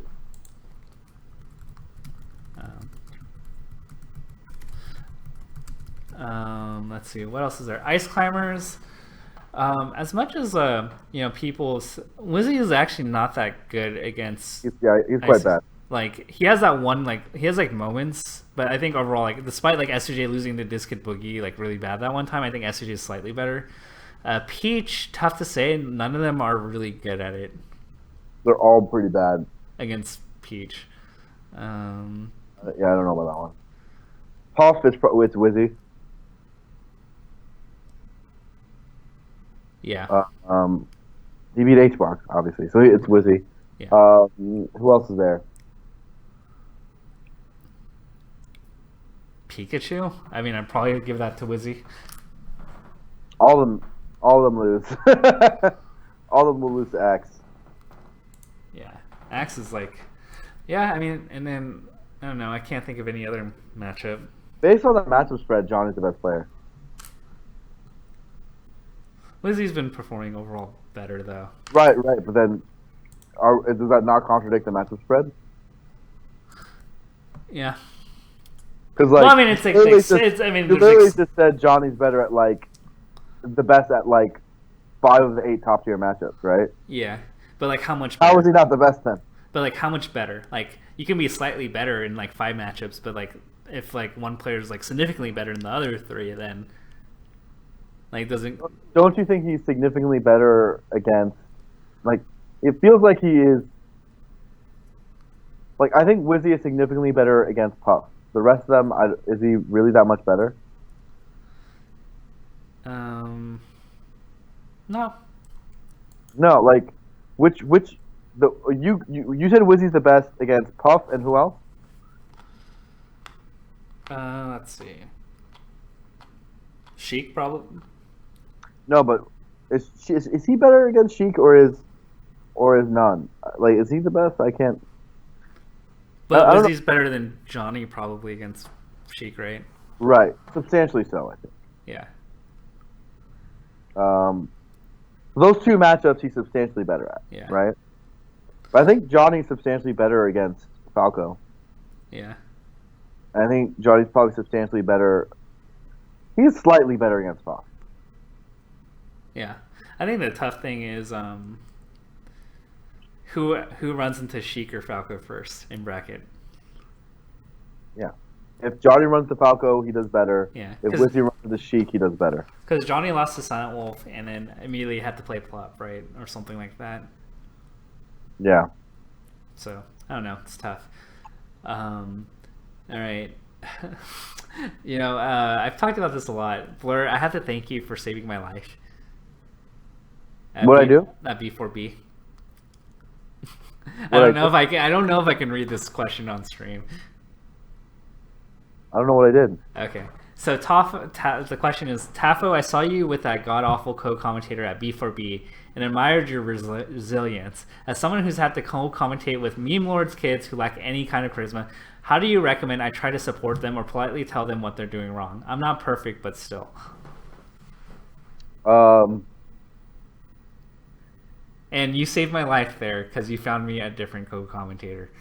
He's like a nice guy, so I don't want to hate on him. Yeah, I don't want to hate on him either, But just for the chat to know, please do not just go up and sit down on a commentary station. That's not a thing you do. Like, you have to ask the TO and the streamer. Yeah. But regardless, he seems like a nice guy. Yeah. How do you commentate with that? I think we have to stir the because we have the power of stirring the conversation a certain way. If they do a meme and you don't like it, you don't encourage it by saying your own memes to build on that. I don't know. I just don't commentate with that. Oh, you have a top commentator privilege. You don't even have to deal with that. I've dealt with it before, but for the most part, I just kick them off because I'm usually the TO also. Or I'm running something in some capacity. I'm like, "What are you doing here?" And I just kick them off. What I really tried to do, Blur, when that happened, I scanned the crowd twice. I was like, "Where's Brandon? Where's Phil? Where's Scar? Where's Toph?" And literally everybody was busy, and I was like, I didn't know what to say. Yeah. Anyway, this is not a character assassination. That guy is a pretty good guy. I don't think he meant anything by it. It was one of those tournaments where it's kind of a local, kind of a major, kind of a whatever thing it was. So it's hard to know the boundaries. Yeah. Chill out. He's a good guy. Don't call him anymore. He's a good guy. I mean, yeah. I don't think I've ever I've never said he's a bad person, but at the same time, I think the general thing. But it's not a good commentator.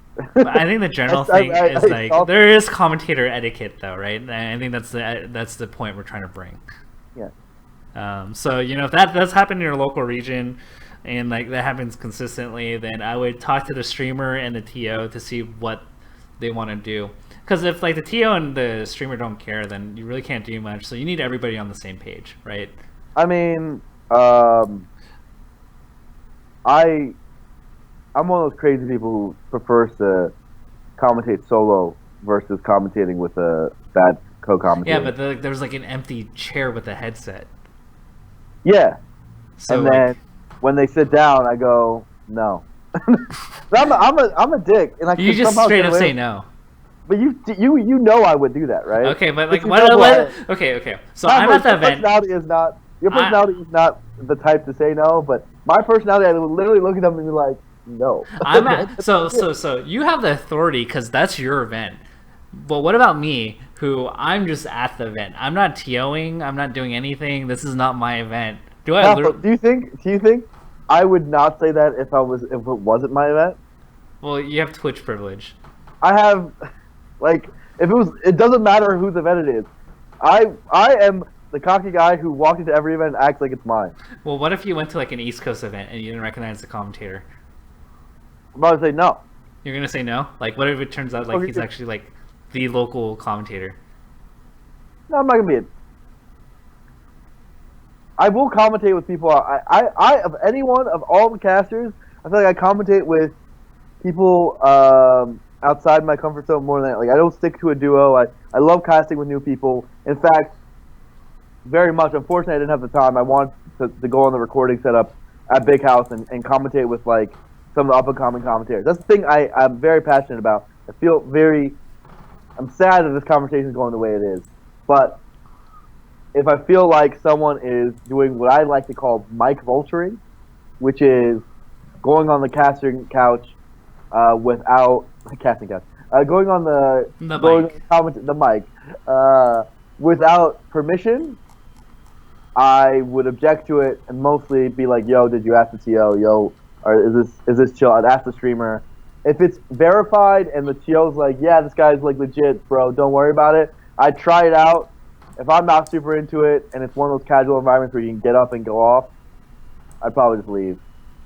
So I think the big thing here, right, is like you mentioned a key point, because like a lot of people aren't gonna. I mean, if you're going in blind, right, you don't know, like you may not know the situation, but I think the point you bring up is you talk to the TO about it, right? Dude, C4D seemed like a good guy. He is a good guy, but this conversation sucks. He's a great guy. He did nothing wrong by me. I think he's a great guy. This is lame.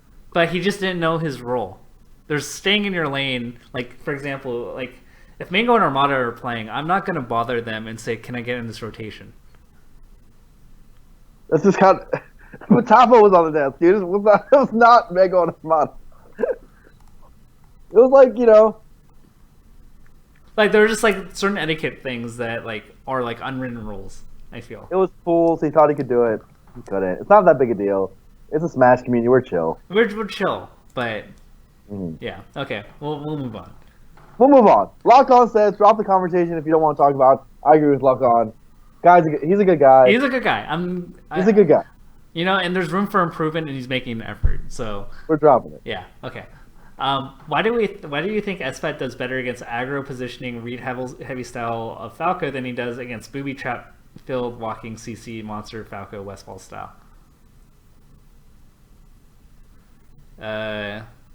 What?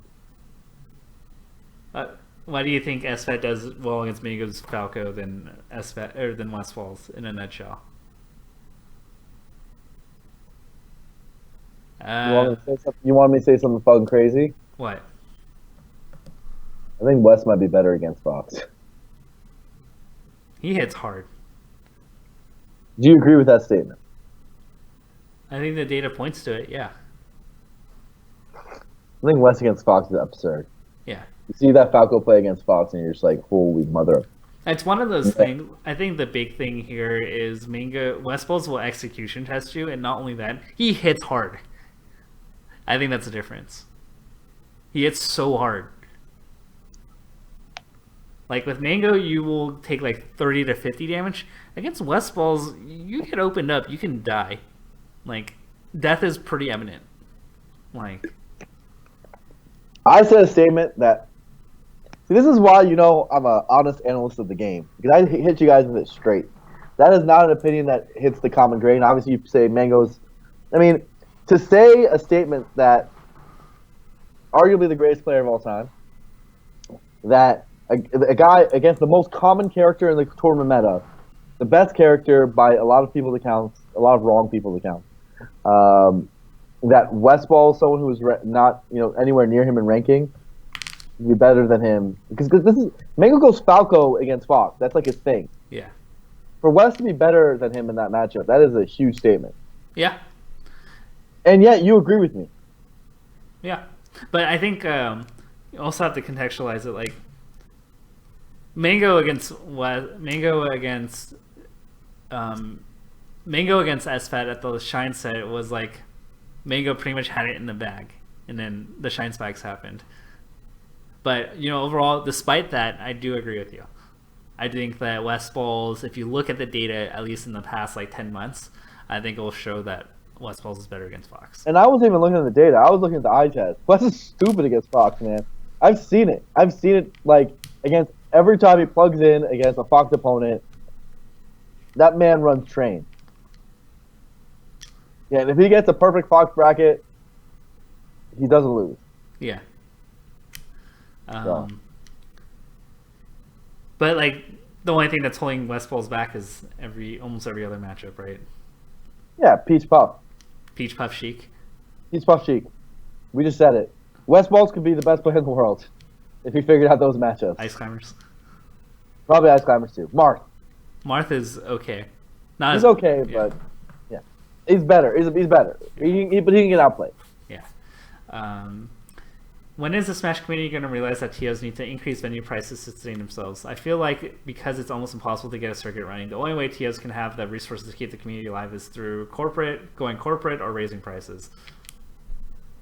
It's a good idea. I mean, look, I'll be honest. I had a learning from Blood for Blood in a way, because one of the main things that was holding me back from that event was every venue I was looking for, I was doing it with the constraint of I need to do it with a 10 or lower venue fee, $10 to $15 venue fee. And even when I calculated 500 people at $10, I was like, that's $5K. And guys, that Blood for Blood venue cost us $10 grand. I'm just gonna tell you guys straight up, it costs a lot of money, right? And there came a point where I was like, am I still going to get 500 people at 20? And I was like, I think I will. And so we just did it, and we did get that many. It was a big gamble. And obviously we didn't make profit on that event, but still, going higher really, really helped, and actually made that event happen. I just straight up wouldn't have done it if not for that, right?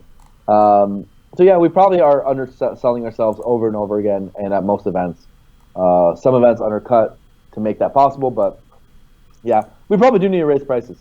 It is probably just true. Yeah. Fortunate reality, but I think we've undersold so much that we kind of shot ourselves in the foot, right? By running at cost or under profit or at a loss. Yeah, I mean, it's generally the thing is, long term, that is pretty good for the community in some ways, right? It's bad and good for the community. So it's good for the community because it lowers the entry barrier for going to events. But sustainability is... It's bad for the community because sustainability is more important than that. Because who cares if you have, you have or don't have the 100 people who can't afford that $10 price hike if your event goes negative and you won't have it next year because of how negative you went. Yeah. Right? But at the same time, I kind of look at it in terms of overall cost. If you're affording the flight and the hotel room, $10 is 2 to 3% of your overall cost. I don't know, 5%. Yeah, or $5 to $10. Fact of the matter is that we haven't done A/B testing on pricing. We haven't really done product analysis to figure out what's the best model. We're just kind of winging it, and we're letting the market decide almost. We're letting our own competitive drive decide it. As in there's just been a way we've done things. There's been an amount we've charged, and how we've done it. Probably haven't optimized it, so yeah. Is there a justification for Swedish at 8th right now? No. Yeah, I mean, three of his last 4 events, he finished 9th. You think there is? No, not really. No, I'm just making the point that 3 of the last 4 events he finished 9th, and if you're arguing for a place higher than what you're finishing, it's really, really hard to justify moving up. I think there's a argument for him at 9th and 10th. I don't think I agree with that argument, but there is an argument. Yeah. Why doesn't Plup trust his Fox against Mewtwo Sheik? If he lost game 1 to the Sheik Ditto, he could CP Pokemon or Final D against Mewtwo Sheik, and Mewtwo Marked comes out. Mm-hmm. Okay, like, this is a really... I'm just going to answer... I'm going to ignore everything in terms of context of this question and just answer at face value. Why doesn't Plup trust his Fox against Mewtwo Sheik? And... I don't think he doesn't. But, like, he's winning with Sheik. Did you guys not just see him double beat Mewtwo King? Oh, we didn't talk about that, by the way. Plup beat Mewtwo King twice. Yeah. And he, like, has consistently done well. And at the local before that, he beat Mewtwo King in 1-set winners, and then like took him to game 5 and won the grand final set. So like, I don't know how many Foxes can consistently beat Mewtwo King to the rate that like Plup is doing it right now with Sheik. Yeah, I mean, I think the thing with Shine is that like people were like, "Oh my God, he did so well," but he really just barely skated by and got a much lower placing than he would get with his mains. So like, his Fox is very good, but it's clearly his 3rd best character. So like, you can't forget that. As good as it is. Yeah, it's not like he has a problem with Sheik. It's like, and then with Fox, you have to deal with all the pains of Fox. So it's not strictly you're gaining by switching to Fox. Of course not. All right. Damn it, Edwin Budding! You like put in like 8 questions here. Freaking Budding! Are you gonna ask about 2004? All right. What matters more for Legacy between players in all-time Legacy? Title wins or consistency?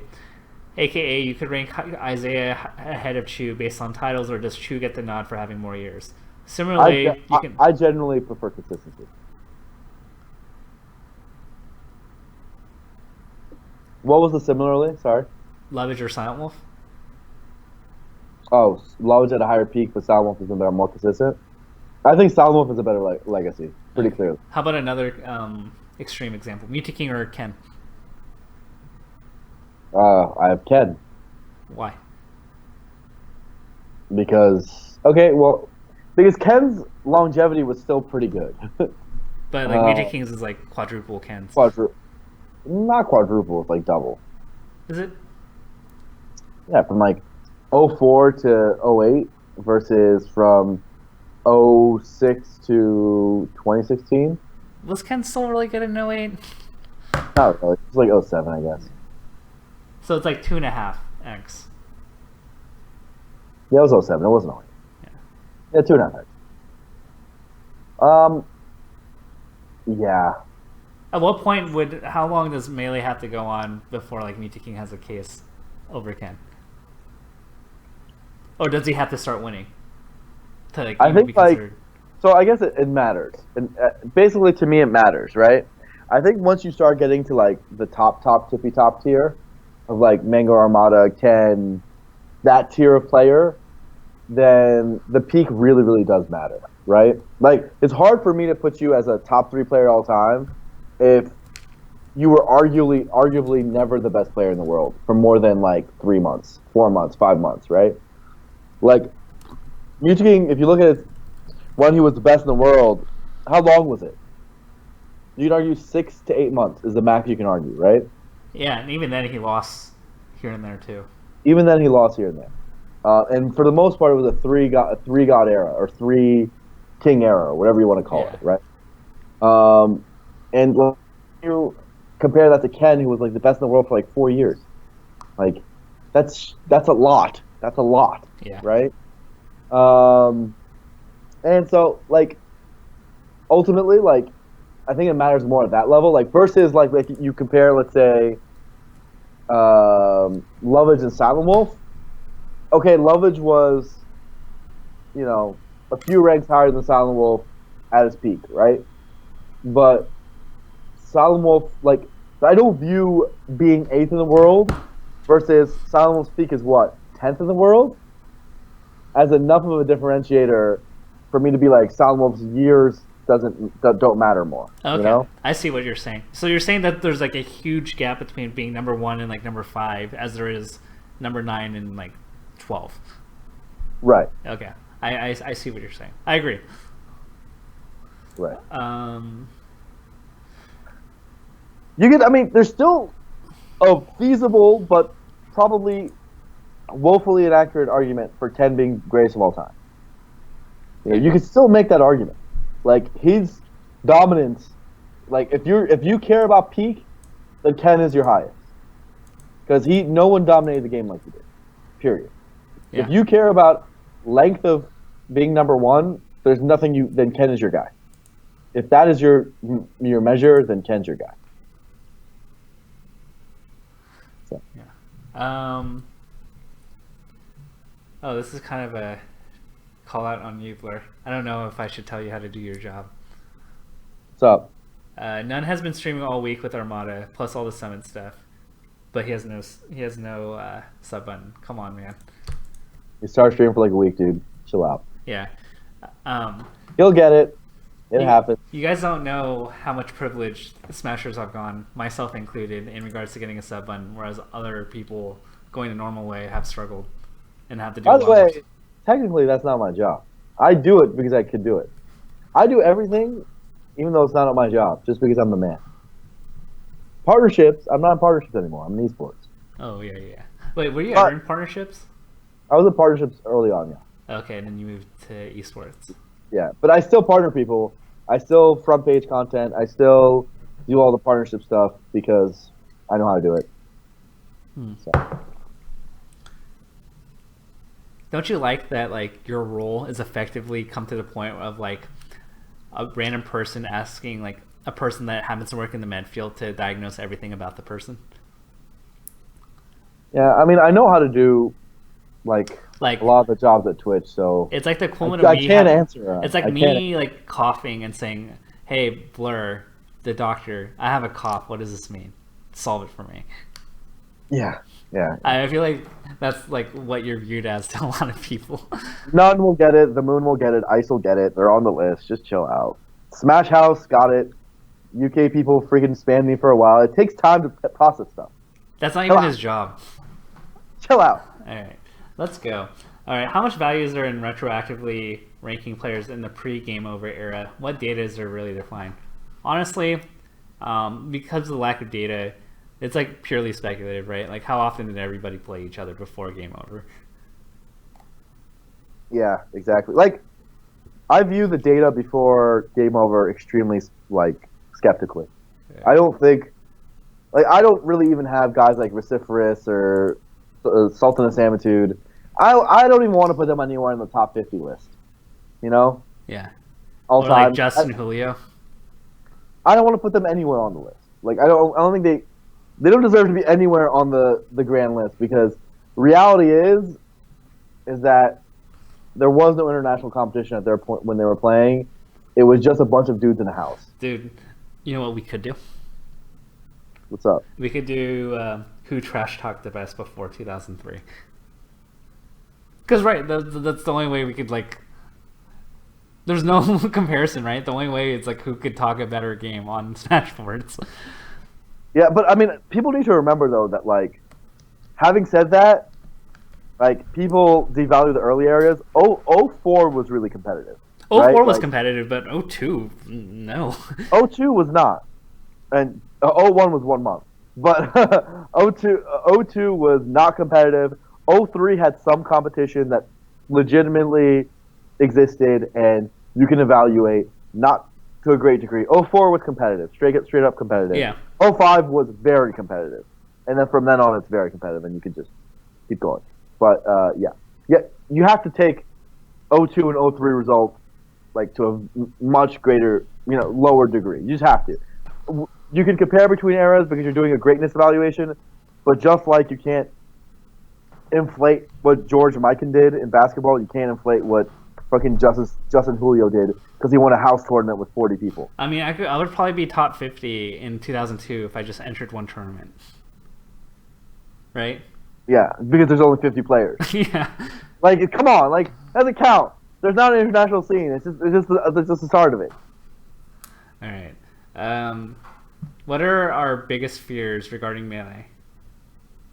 Your answers can be something about the scene, on your personal growth. Wait, if we could talk about it as a scene or your growth as a player, community figurehead. Oh, I feel like I can't say all my fears. I got so many fears.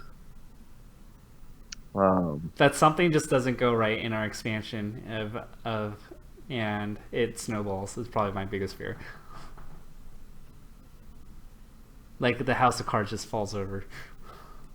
My fears are almost always related to the TO ecosystem. Whether outside entities come in and price out our grassroots infrastructure, whether the player-TO dynamic continues to deteriorate, whether TOs still don't find a way of sustainably making money, I also worry about things like player health, like what happens when Mango hangs it up. I always worry about that. Like that is going to be a big hurdle for our scene. He's a really hard carry. He is very, very important to our scene. Should we do we should do a SWOT analysis of this. What do you mean? Strengths, weaknesses, opportunities, threats. Oh, we should. That'd be actually pretty cool. We should do that on a stream one day. Yeah. I'm always worried about our directory and how we can build content. Worried about and also optimistic and hopeful about pub dev involvement and what that means, the repercussions. Worried and optimistic about outside involvement. These sort of things. All right, this is a negative question, so I'm going to turn it into a positive one. What is the most pleasant stream appropriate moment we've had with Meet the King? I think for me, it was when Ty and I played Meet the King and $100 at Pat's house too, and I kept saying puns like I hope you're well rested, Meet the King, and like, oh, your Martha's really sharp, and it got to the point where he just started laughing so hard that he couldn't play, and Ty and I almost won. But the fact that he was just like laughing hysterically, the laugh to the point where you can't hear him laughing, where like you can see he's laughing, but it's like not audible, and like he was like, shut up, and like $100 was trying to get him to play seriously because they were almost losing. So I thought that was like one of the funniest moments I've interacted with Meet the King. I can't think of an example for the next question. That's a good one. Watching KK's interview this weekend, he seems to have gained back his drive to do well. Do you think he's able to crack top 30 or even top 35 at this point? Of course. Easily. He can crack top 10, homie. He's KK. Do you know who you're talking about? I mean, he's already being shroomed. Like, he's like taking none back and forth, who's like around a top 25 player. KK can become best in the world. Why not? Like, come on. This guy has a ton of talent, extreme knowledge. When he gets his mind together, he can do anything he puts his mind to. So, easiest emphatic yes. The guy when he was improving, like he knows how to improve quickly. He has the right, I wouldn't say mindset, but he knows how to analytically improve. And I'm not very confident that most people can do that. Cave said it right. That is a 2016 question for sure. Like somebody who hasn't been in the sea for long enough. Guys, anyone who's been there before can do it. I guarantee it. They're the most likely suspect for doing it, right? Yeah. New guys are the least likely suspect. They're the ones who, if they do it, it's very impressive and we're proud of them. But like guys like Wobbles and KK regaining their form, that's like just them practicing again. Another 2016. Not that surprising. Another 2016 question would be like, who's Stab? Oh yeah, Stab's amazing. Stab not the player, but Stab the content creator. Stab was like so incredible. We wouldn't have SoCal content for like 4 years if it went for Stab. Yeah. And he has dope music choice. Oh yeah. He introduced me to however you pronounce it. Nujabes? Nujabes? Is that how you pronounce it? I don't know. Neither of us know. We're both uneducated. Well, and then Guile's theme song apparently goes with anything. He did that too? Yeah, he did that with the team sets because the sound didn't work. That's funny. Is S2J underrated in teams? His results are super impressive. To give context, I was on border of putting him at like number 10. Yeah. And he's definitely good. And I was like really trying to see if I could fit him in that list I created. Johnny's really good. Can we comment on the Eclipse payout drama? Do you know anything about that? Yeah. I don't know enough to be able to comment intelligently. I mean, I can give you as much as I know based on reading it. Go ahead. So Eclipse advertised from Mr. R and Leffen's perspective, Eclipse made it sound like it was a pot bonus that they promised. Like an additional one. I never saw any documentation for that. Like, no screen caps of them promising that, no anything. Just that they retweeted a tweet that implied it. That's all I've seen. Yeah. So it was like, I'm speaking from Mr. R and Leffen's perspective on what they thought was going to happen.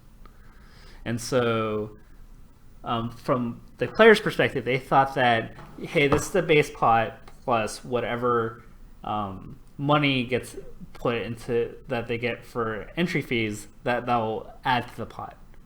But it turns out that that pot was just a pot, regardless of the number of people that entered. But the communication was not clear, I guess. Does anyone know exactly the wording that made them think that? Because what I see is very clear. It says in the Facebook event, the tourneys, melee, prize pool, 5250, doubles prize pool, 1550. That's pretty clear. Yeah. I mean, for me, I come from a background of poker where they have guaranteed pots. So it's like at 11 o'clock, we have a guaranteed 10 grand event. So regardless of entry fees, it'll be a minimum $10,000. And so, but it never like. Maybe I'm missing something. I'm probably missing something for them to be so outraged. But in the Facebook description, unless they edited it, it says exactly what the prize pool is. Yeah. And I'm going to the website now, and it looks like it was. It says it straight up. Like, what's the? Like on the website on prizes, it says 20 melee. 6650, and it says 5100 singles, 50. Like it says it. It doesn't say pop bonus anywhere. So what's their? Like, look, I get that. Like, most Smash events don't advertise pots like that. Usually, Smash events advertise pop bonuses, not pots. Yeah. But if I saw this, I would know what they were doing, what they're saying, because it does not say pop bonus. Yeah. It specifically says prize pot. So. I mean, but at the end of the day, like, Leffen realized it and was like, "Oh, okay, that's fine." I don't know what Mr. R thought after. What pisses me off is, before he realized it, he says, "Haha, not going to your event next year." Blah blah blah. It's like. And other people were like, I'm like, bro, this is like the biggest event Norway has. Like, this is a good brand that they've built. You're going to tell me you're not going to an event because you assumed the word bonus and it wasn't in there in the first place, and now you call that shady? Now, I agree their distribution was bad, like their payout distribution was weird. They had like 35 for first. That's ugly. I don't know why they did it that way, but whatever. But still, it's not like a reason. Not like. I mean, I guess like it's not really a big like. To me, it doesn't sound like a big deal. Yeah, I think the big thing that I worry about as a side tangent is tournaments that don't advertise the pot split before the tournament finishes. That's factually illegal. I want to let you guys know that. If you ever talk to a lawyer, you'll know that is very illegal. Like, I don't even know what DreamHack's payout is. Well, maybe it's different in Europe, I guess. Like, at least in DreamHack Austin, did you know what the payout was? Well, if they didn't do it, then they should. You're supposed to for a skilled competition, you're supposed to publish all your prize money, your prizing out beforehand. That is a law. It's not like a thing you cannot do. So find that interesting. Tournaments need to be doing that more. If they're not, I mean, absolutely. I don't understand what's so hard about it. Like when you already know the prize pot, like if you already know the pot bonus, for example, like you can always put the split down. Like the split's really easy. Like you just copy and paste what every other event has ever done, and it's not hard to mess up. But I don't know. Maybe this is all me because there's not a good best practices doc. Some of this stuff, and some TOs. I mean, obviously, I don't expect the Norwegian TOs to know the ideal pot split that the community expects, right? Like, but it just seems so trivial to me. You should just do it. You should just go Google Big House or something and just because like you're eventually gonna have to solve. You're gonna eventually have to do it, right? Or are you just gonna randomly say, "Oh, first place gets 20% and second place gets like 18"? Like, Tetsubo, yes, the laws are different in different states and countries. I'm specifically talking about the U.S. The U.S. you have to put your pricing. I guarantee you that. Regardless, anyway, yeah, like I think they overreacted. It's Twitter drama. It's fans. Please don't hold it against Eclipse. This is literally, they misread the rules because it says it pretty clearly that it's not a pot bonus. In my opinion, from everything I've read, unless I missed something, it said it pretty clearly. Now, the guy did retweet a tweet accidentally, but from what I know, he said something about on Reddit that he's going to like pay out of pocket to make up for it or something. Like, this guy's like going out of his way to make it right. Yeah. I mean, you know what? I'm gonna read what he wrote. He said, that blah blah blah.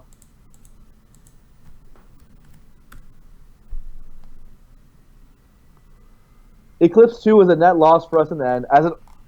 No surprise. As Eclipse 1 also was. Again, no surprise. But I promised to put 10k NOK, which is 1,100 euros, so pretty good amount of money, into the Smash 4 prize pool, raising it 50% from my own pocket to hopefully at least partially make up for the retweet mistake I made. You guys are going to hate on that?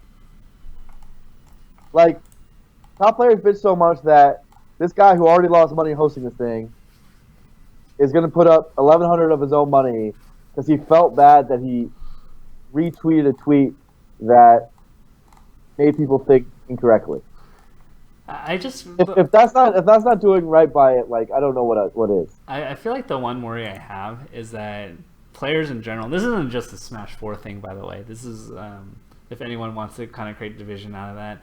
It just feels, maybe you know more about this. It just feels like many players, not all of them, just have a distrust of TOs and event organizers as if they're out to get them. Which doesn't make any sense because TOs are literally doing this to make them money. But this whole thing is propped up to give top players. But I'm wondering how this perception has kind of happened. I could be totally wrong. I don't know. But the last 3 years have not been scummy. Like, it just pisses me off. Like, there was a Zero tweet recently who was like, let me. Oh my god, why am I? There's a Zero tweet recently that said something along the lines pay like right away or whatever. A tournament should never take a month to pay. Sadly, that's if you are lucky. For some events, I waited 2 months, or 3, or 5. Have you paid attention to any other esports? Have you lived outside your little cocoon of privilege that the Smash community is? That shows actually do that in that span of time. Like in the esports industry, net 90 is, I would call the standard, which net 90 means within 3 months, right? That is like a very good speed by most standards, because accounting departments take time. Now, Smash events aren't hosted by massive org, so they should be a little bit speedier than that, right? Like, so they're not gonna be as slow as like a massive org accounting department will be, and it'll be faster. And of course, we should expect that to be the case. But to get pissed because a tournament paid you out in a month is like absolutely stupid. Like that's absolutely ridiculous. It's misunderstanding the complexities of payouts just because you're a top player and you've never had to deal with the other half of it. Can we call out players if they're not paying their taxes? Sure, man. Most of them don't. I mean, because that's like the same standard, right? Like, they're like, oh, what do I owe? And let's skimp out on everything. Like, there's documentation and regulations you need to go to. And if you don't follow that, like, you get audited, it's GG for the next, 5 years of your life. Yeah, if the TO does the payouts wrong, they are liable for the taxes. Like, let's say in Smash TOs are still bad about this. Let's say the TO doesn't get the W9s and W8s of all the players who did their winnings, right? Yeah. They are then liable for the taxes on those winnings. Yeah, so if there's $20,000 that they paid out without that, then they have an extra $20,000 of taxable income. Exactly. Yeah. So that's a big deal, and they have to do that due diligence. Bigger orgs do that due diligence, and they do a lot more than that, right? They have an accounts payable department, and they have to do payment processing invoices and all this crap that they have to do to make sure everything is kosher. So Smash is very fast, actually, at payouts. Too fast, because we don't do the due diligence, because we don't do the paperwork, because we don't do the accounting, and we do stuff like a guy just being like, you know what, screw it, I'm going to take $1,100 out of my pocket because some guy wrote a mean tweet about those. I'm not gonna that's our accounting practices. Like the events that pay out instantly in cash, even if it's less than $1,000, that's still technically illegal. That's not. You shouldn't be proud of that. That's nothing to be proud of. Paying out in cash day of, you should not be proud of that. It's not something that be like, oh, look how awesome that is that event did that. Great. If you don't care about sustainability in the Smash scene, if you don't care about building an industry, if you don't care about building a future for our game, then yeah, that is awesome. If you care about that, then no, you know that it should be done. I mean, to be fair, from the player's perspective, they're not really thinking about that. They're just thinking about how quickly they're going to get paid for money that they are entitled to. I mean, I'm sure they want it in cash so they don't have to put it on their taxes, and I'm sure they don't want to give it to their W9 so then it gets claimed and then they have to do that. Or wait. But guess what? You're making enough money that you should be paying your fair share. That's how the world works. Wait, what? I have to pay taxes on the money I earn? That's just how it works, man. That is life. Welcome to it. It kind of sucks. Wait. But that's when we live. No, live. that's absurd. That's money I earned. I'm not listening. When players want to be paid in cash day of, just know that is the context. Literally, they're like, awesome. Let's run this massive money laundering scheme called the Smash Community. Let's make that our MO. No, how about we don't? Yeah. How about we do the right thing? We do the right processes. Yeah. Armada has to pay his taxes. He knows the pain.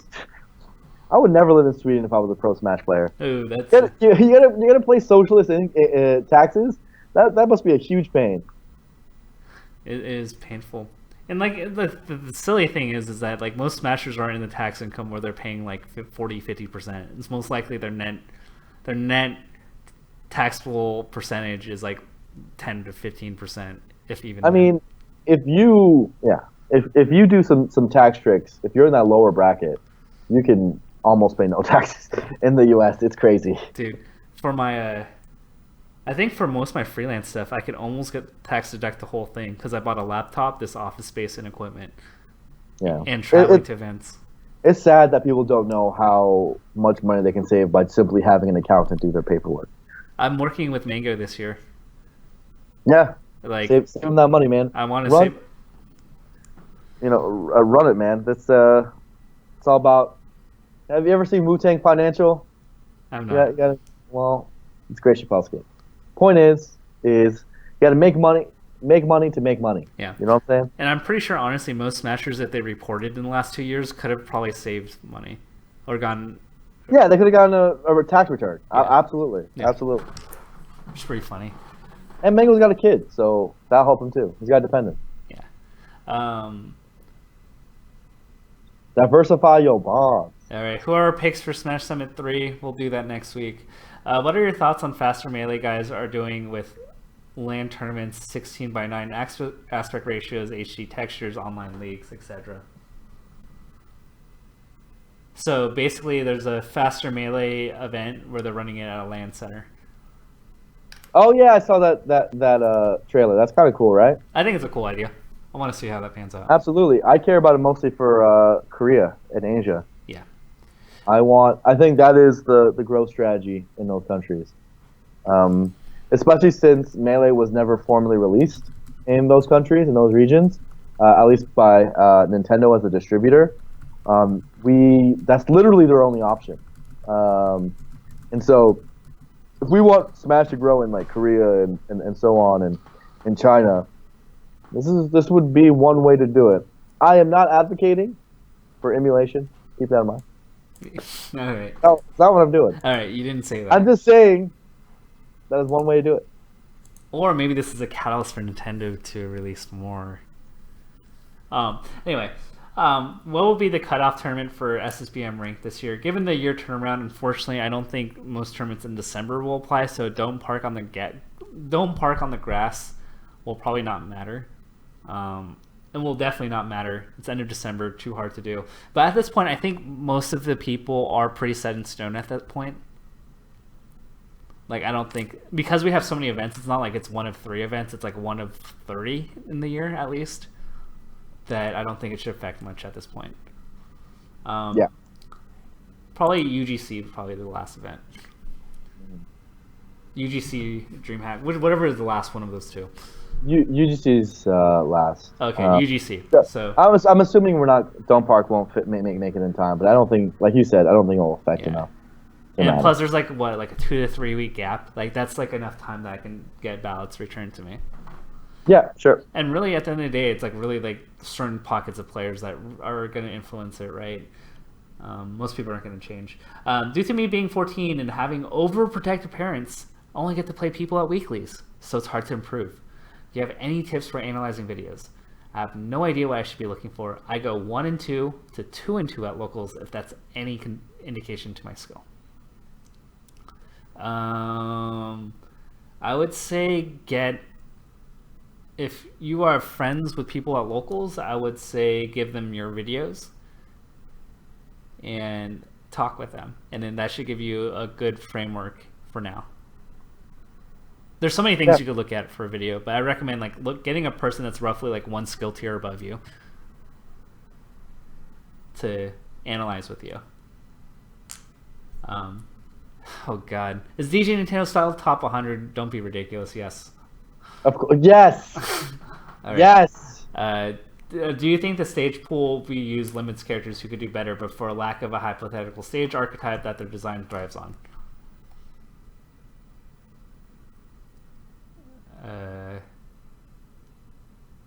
I mean, I feel like a lot of the banned stages favor Fox, and that's why we ban them. That's not true. I don't know why people keep saying that. That's not how it happened.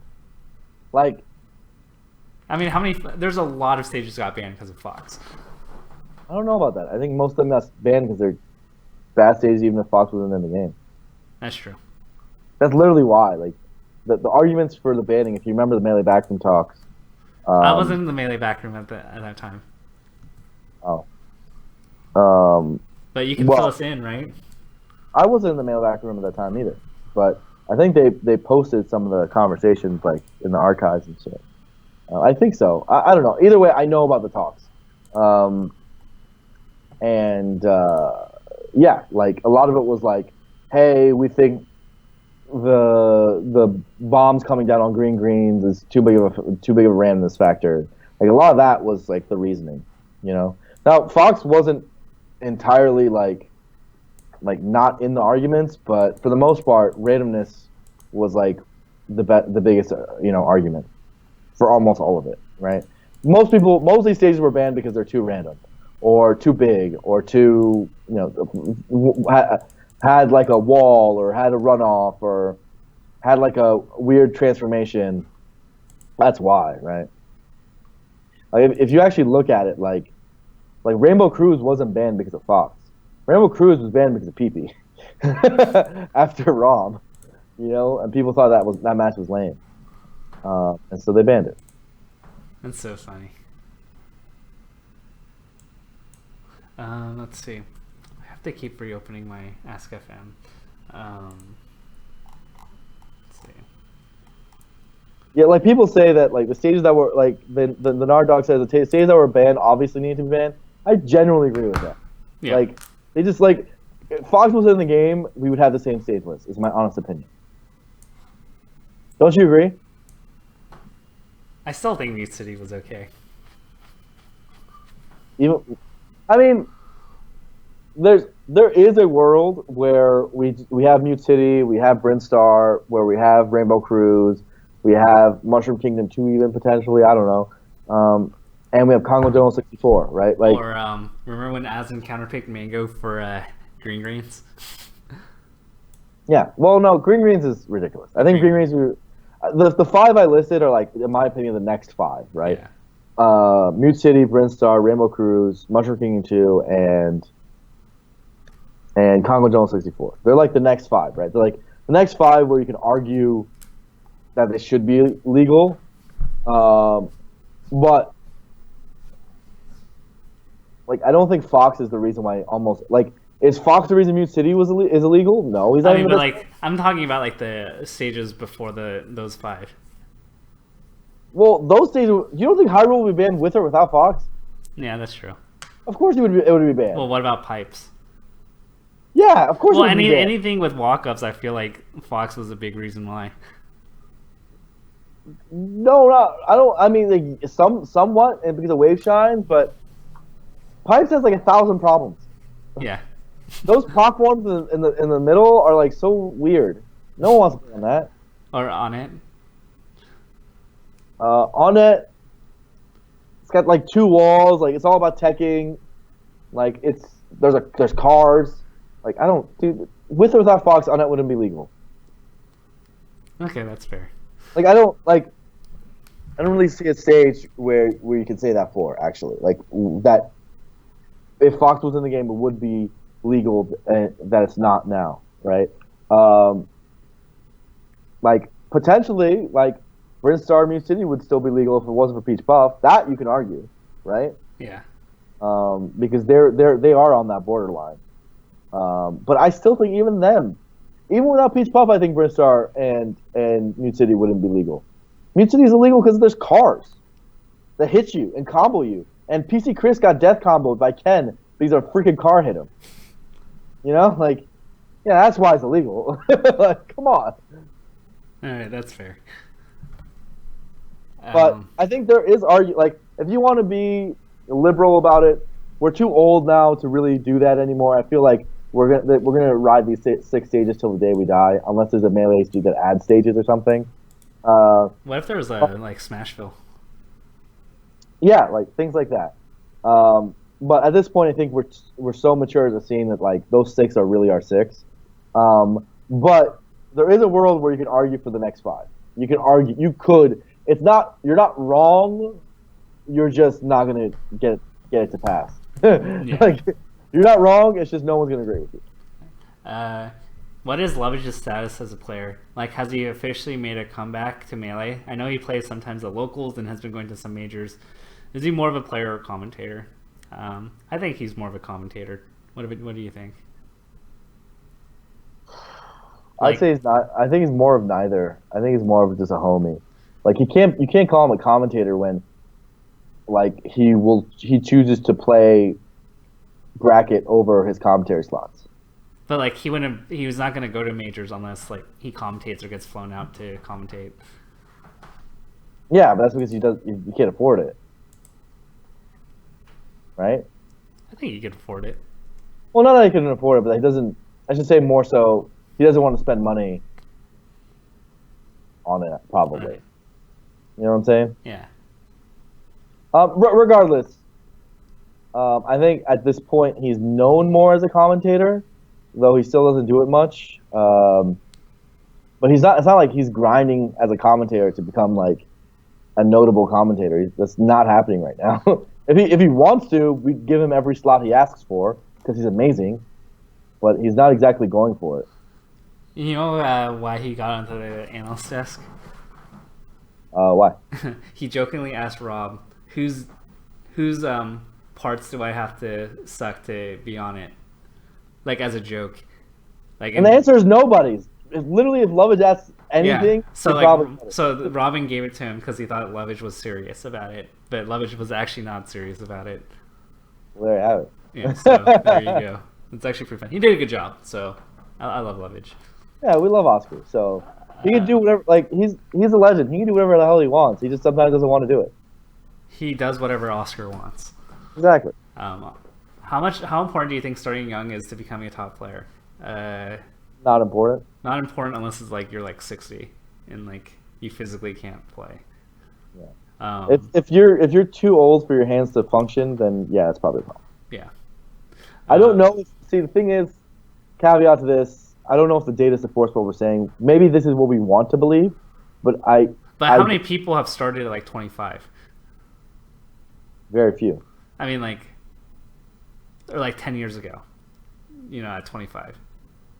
Like nobody. Like, there's going to be people that probably start now at like 20 to 25, and maybe in like 5 years it'll be 25 to 30. Right, or maybe there won't be. Yeah, we'll see. But there have been a lot of people who started when they were 16 and became really good. Yeah. Or started when they were 14. Shouts to Hacks and J-Man for being the OG little kids. So, I will say, there are very few players who started between the ages of 12 to 14, but there's very few players who started before the age of 14 in Smash, but almost uniformly the ones that have become pretty good. Shouts to Cyrox. Cyrox, Crush, Hacks, J-Man, PPU, SFAT. Who else is there?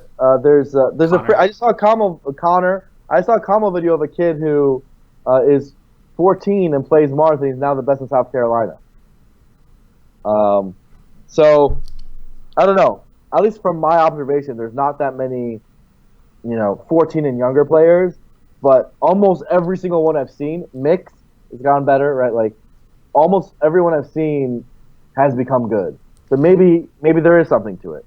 Wizzy, Mr. L. I mean, I think the big thing is the fact that like if you can get past the parent barrier as a little kid, you have so much more time than like any other age demographic. Like, what are you really worried about at 12? Like at 12 years old. Mango and Joey started when they were really young. Like, you're worried about puberty and the insecurities of middle school at worst. Like, right. How much studying do you really need to do for like pre-algebra, or like doing your science project or your science homework that takes like 10 minutes? Oh, apparently that Martha is ranked number 6 in South Carolina. Oh, okay.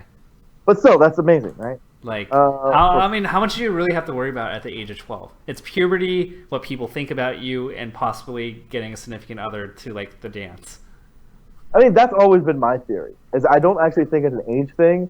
I think it's that it's the older you get, the less hard you work on Smash. That's like consistent, right? Well, like, it's because like you don't have time for things. You have less time. Even if you have more time, even if you clear your schedule and you go Smash full time. For whatever reason, older players just don't sit down and play 12 hours a day. Actually, I feel like most people have a story of taking a semester and realizing that they got like a 1.0 as their GPA because of Smash. That's the running joke, right? Like most of the top 25 have almost failed out of college at some point. Even not. Did you ever have that? But I was never really that good. Did you ever like put Smash so above school that like you struggled? There's definitely cases of one more friendly-itis that lasted from 10 p.m. till 5 a.m. on certain school nights. Yeah, I mean, I know during UVA I spent so much time on Smash. Like, I didn't go to class sometimes. Like, so. Scar got a 0.75 one quarter. Yeah, so...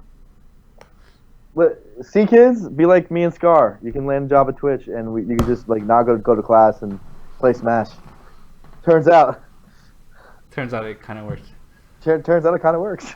I'm pretty sure everyone's compromised some aspect of school of one more friendly-itis. Yeah. Anyway, the point is that our casual observation is that no, age doesn't matter as much. It's definitely not a requirement. That's for sure. We've seen plenty of cases of someone starting later than and becoming really good. But the ones who have started that age, it's almost like every single one seems to get good. I don't know why, but it happens. And then for older players starting out, the thing I always worry about is their work ethic. Consistently, they don't put as many hours in as the younger players. Maybe it's because of the energy the younger players have. The younger players are just able to like sit there for 12 hours. For older players to do it, like they have to have like 6 Red Bulls to make it through that for whatever reason. I mean, as like little kids, we would grind pointlessly on RPGs and stuff. And have the patience to do it, right? Yeah, I don't have the patience to look for golden chocobos in Final Fantasy. Exactly. So, those are factors, but also the older players are smarter, and that's a big deal. Yeah. That's a big deal, especially for like 14-year-olds. Like, you've had that feeling, right? Where like the kid is clearly playing more than you, like has all the tech skill in the world, is more in practice, blah blah blah, but he's just dumb as rocks, so you just tipper him. It's just over and over again. It's just like, what are you doing? Yeah. You know? But I'll tell you this, like when I grinded Warcraft 3, like I was actually ranked decently on ladder, and like it was just pure grind. Like I had no concept of strategy, but my micro was phenomenal. Yeah, exactly. So there you go. And then, when they get smart, like when they get like to become 16, 18, does their brains develop?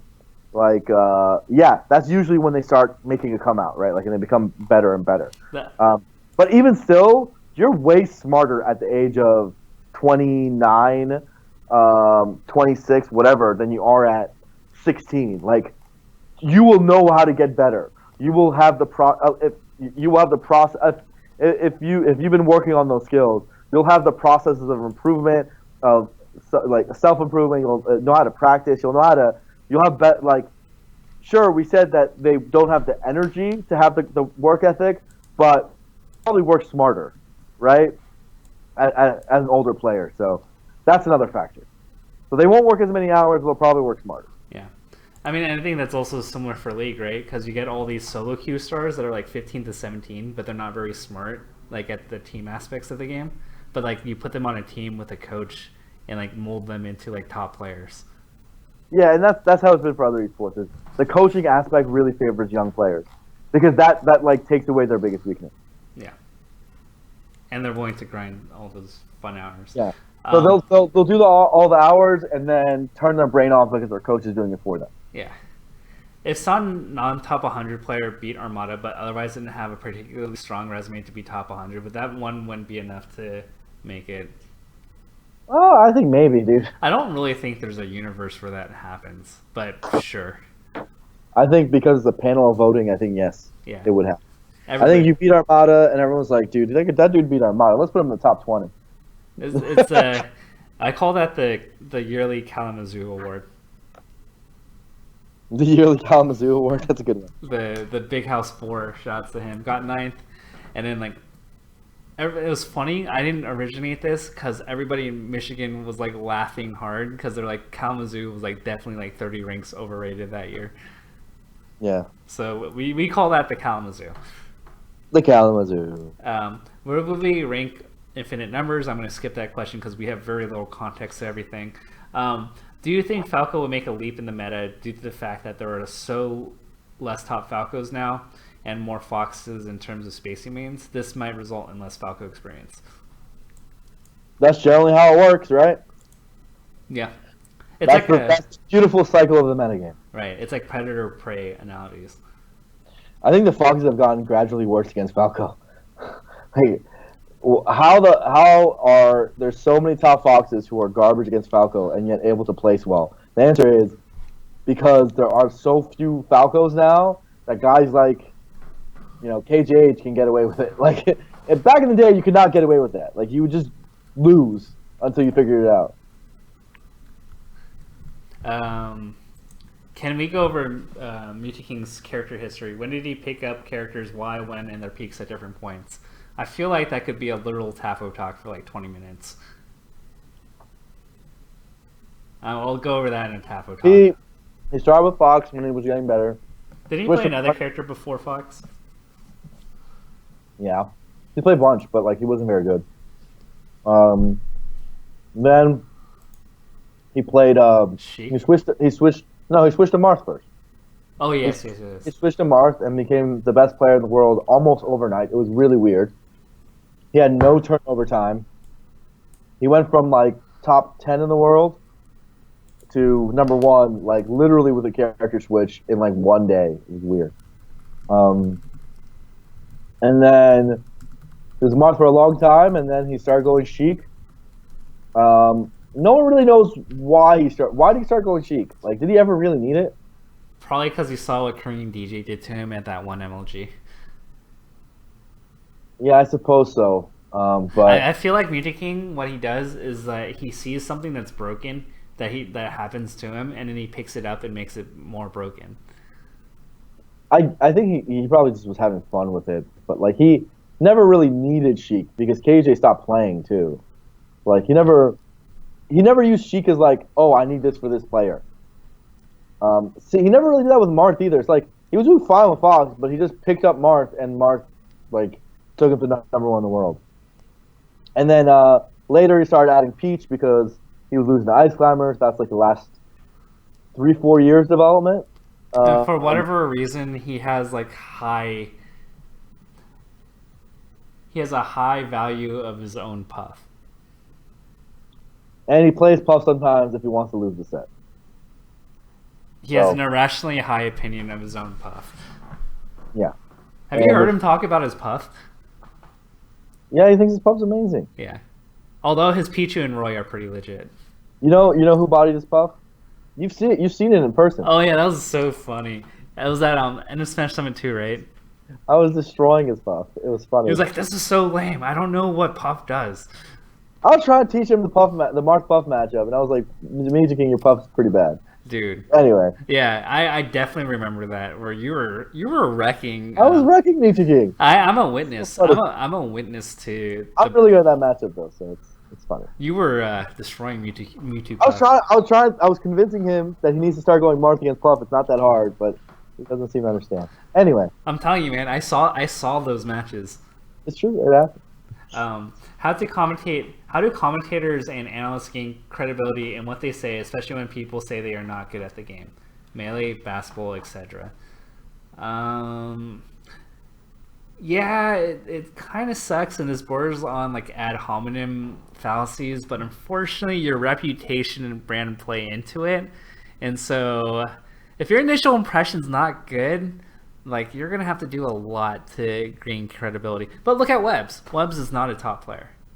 I mean, how bad do you have to be is the question, right? Like basically, like, I don't know. I think that if you're above the mid-high level, like as in like if you're like power rankable in regions. Is Webbs power rankable though? In his region, right? I don't think he is. Well, Chicago's hard, but like let's say in another region he might be power rankable. Ish? No, probably not. Vish was top 100. Vish is good, just straight up good. Yeah. Vish is one of the better commentators. I don't know. We don't really have a player that's like. Who are the like?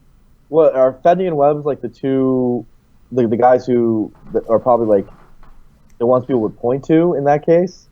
Maybe me, but like I don't know. I got I the West. I got good enough to a point that's like I don't think that was ever really an issue. Okay, I have a pretty good analogy. Like, and if you're a player, right, and your tech skill is shaky, you're not going to go for ledge dashes, right? Yeah. Like likewise in tech skill, if you're not in commentary, quote unquote tech skill, like you don't go for the ledge dashes of commentary if you're not sure if that information's correct. Right? Yeah, right. And so if you want to build credibility as an analyst, like you go for those ledge dashes. I think the funny thing is that I mean you're about to say that what you don't do is basically give opinions when you have low credibility. I think that's basically the baseline, right? Because basically what happens is when you give opinions and people think you suck, they don't value your opinion. So no matter if what you're saying is true or not, it won't matter. But if what you're saying, if you can say it and justify it intelligently enough, then over time people will start respecting you. Is my opinion on it. So I still think you go for the ledge dash. Okay, that's fair. I don't know. What I mean by I'm not the best player, but I've never shied away from analysis. But like you wouldn't go into frame data if you weren't confident in frame data, for example. And I've gone to frame data like plenty of times in commentary. But you've stopped doing frame data though. I stopped doing it mostly because I don't think it is good for new players. I think I've over time I've learned that simply saying this move is fast is better than saying this move is frame free. Yes. It's not because I don't think that saying frame data is like, it's not because I'm unconfident. I'm worried about the backlash of me saying frame data or saying the wrong thing. It's because I think that it's much more relatable if you just say the move is fast. Yeah, but if you're already beloved Blur, like a new commentator that's on negative footing, low reward, medium risk. Yeah, exactly. Like it's a little bit about being self-aware, but at the same time, you have to be self-aware, but not like hold yourself back from saying anything interesting. Yeah. The problem that a lot of commentators come up with who aren't that good at the game is they say literally nothing interesting.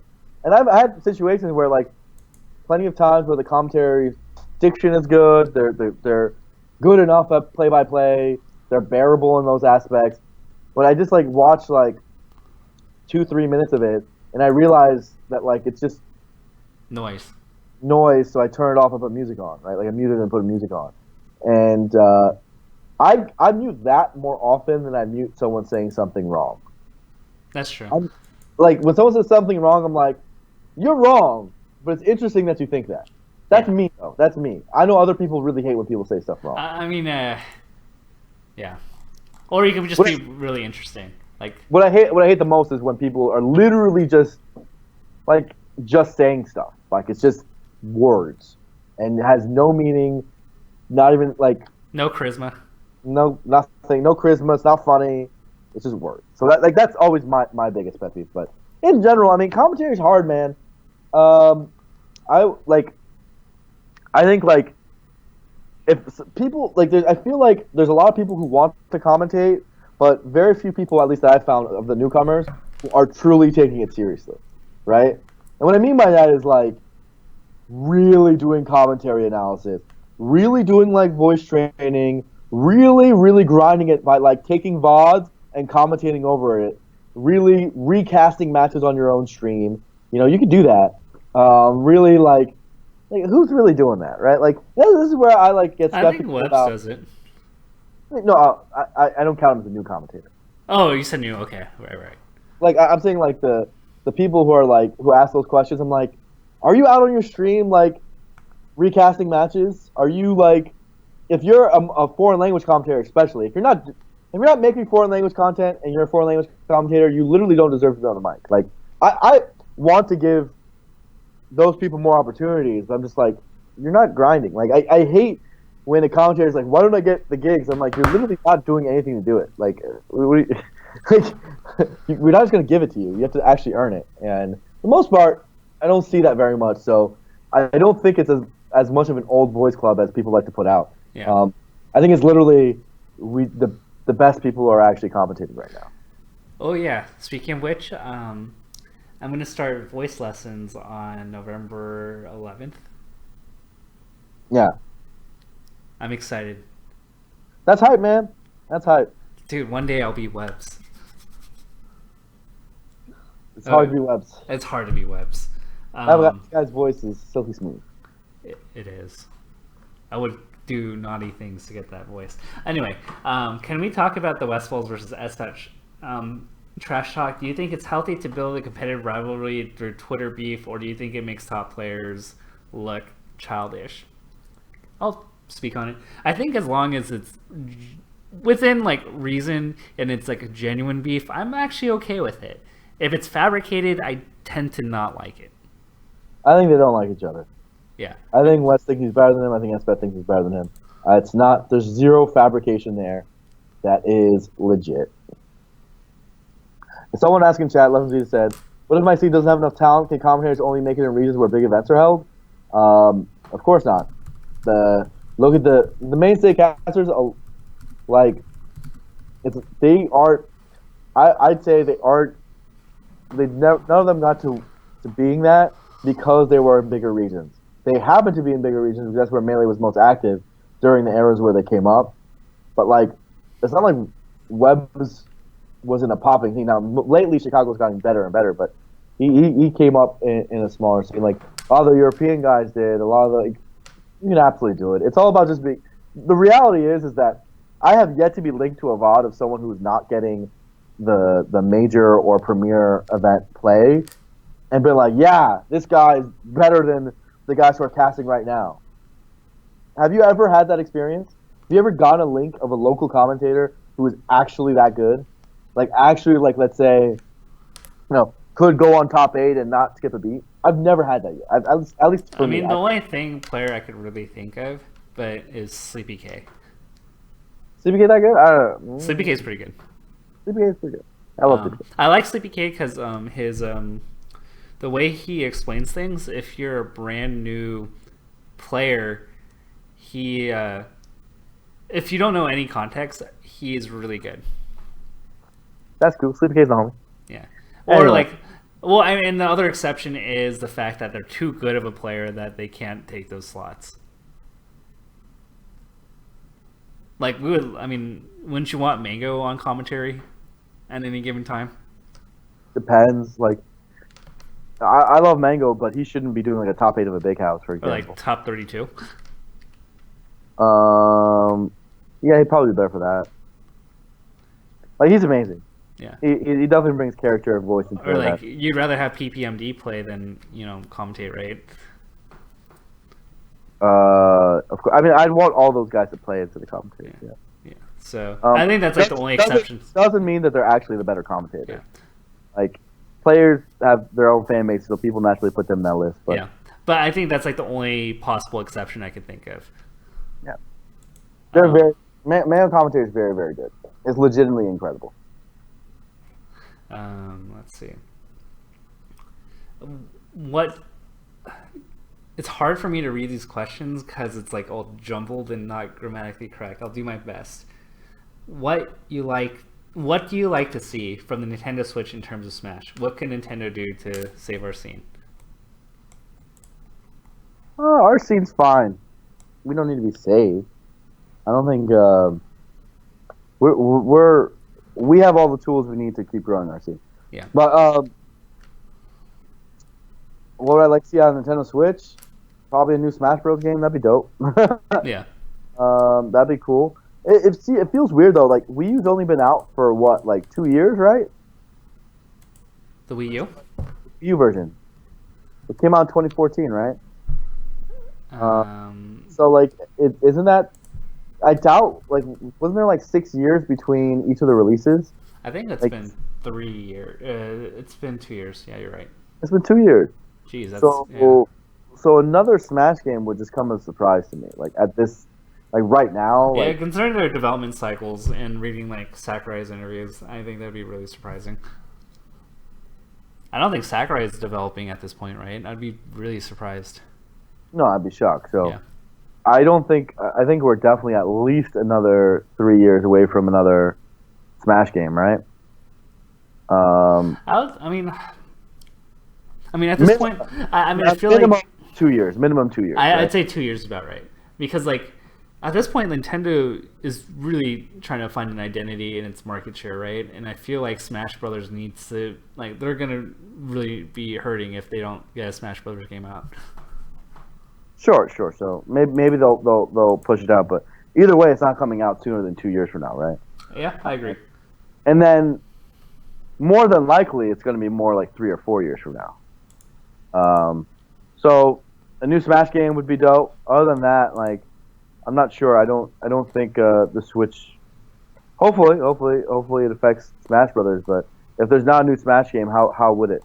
You know, I don't see it a way. You said 30%. You said 35% of the pot for first is ugly. What kind of payout distribution do you deem suitable? Why? Look, copy and paste any of the payout distributions I've done for my own events. That's what I think is suitable. Okay, done. That's the answer. Blur still has not updated his sub icon blurgasm emote. Is that Saucy's? Saucy's, you're very. I don't know. It's anonymous, man. This is Ask FM. That's freaking Saucy's, man. Saucy's is incredible. I haven't streamed for a while either because I've been very, very busy. I wanted to. I did this show. I want to do it. I'm gonna do a bunch of Halloween stuff this weekend. I can do. I don't want to say that Monday is gonna be the earliest I can stream. That sucks. It's been a while. Saucy's, you're the man. I feel like I'm letting you down. Saucy's, I feel like I'm letting you down. I'm sorry. Okay, you guys can get a room together. Who would win in 15 years between Mango and Scar's babies in Melee? I don't know, man. Oh, by the way, congratulations, Scar. The homie. No. We have an adorable baby. I haven't met him yet. I need to meet the kid. Very, very cute.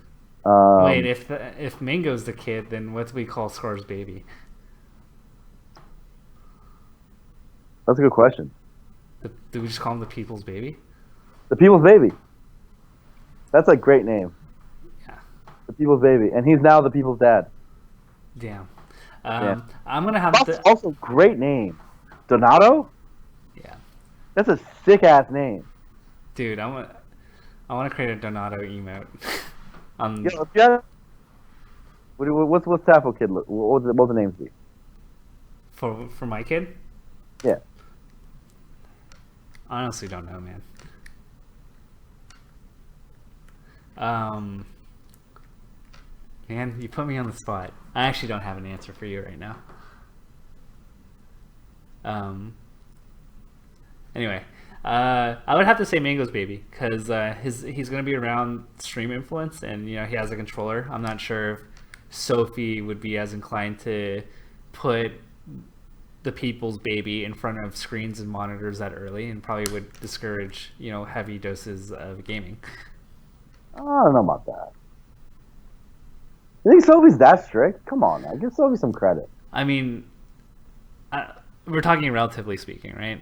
I think Mango's baby is going to be able to play games as much as... Mango's baby is going to be able to play games 14 hours a day if he wants to. Yeah, and so I'm comparing Sophie's to that. Not to say that Sophie overall, in the grand scheme of things, is strict, but when you compare him to most likely what Mango and Lauren are going to allow, I think it's... You get what I'm saying, though, right? Plus, he's going to be 3 years older, so the People's Baby's always going to be playing catch-up. I mean, he already Falcon punched somebody, so there you go. He's already playing. Yeah. What are the problems in the Smash scene that exist that didn't exist pre-eSports? Oh. You have no idea. All right, listen to one of Blur's rants, and those are some of them. I feel like we would not end the stream before midnight if you answer that question fully. There's a lot. But a lot of good things, and I'm very happy it happened. What's bigger on Twitch? StarCraft 2, Melee, or Smash 4? Starcraft 2, right? Yep. All right. How accurate do I think the rankings in 2013 were compared to how much we scrutinize rankings now, and are there any rankings particular that stick out as egregious for that year? I haven't honestly looked at the SSBM Rank 2013 in a while, so I don't know. The big difference between now and then is that now we have 1 million events, and back then we had Evo, Zenith, and Apex as our like major events, and Big House. So, what a different time. Yeah, I mean, dude, have you ever looked at like 2013, 14, 15 videos? Even though they're like a year, 2 years ago, we look so different. Yeah, you lost a lot of weight. Those were vintage era videos, man. It's crazy. I gotta say, you between Big House 5 and Big House 6, you're looking pretty good. Thank you, Tafo. It means a lot. You, Mike Hayes, Reno, man, like you guys collectively lost. We cleaned up. We had to. So I mean, if you look at 2013, our big events were Big House, Zenith, Evo, and Apex, and that was pretty much it, right?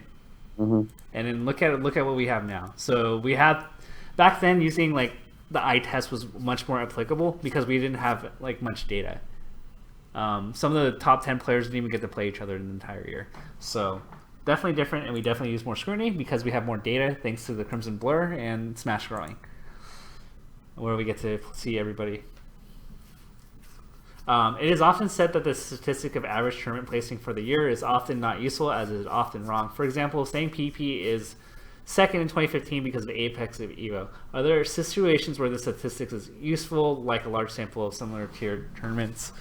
I think overall, like it's a useful trend, but it's not definitive. So saying if a person entered 2 events and got like 13th at both events, they're not 13th overall.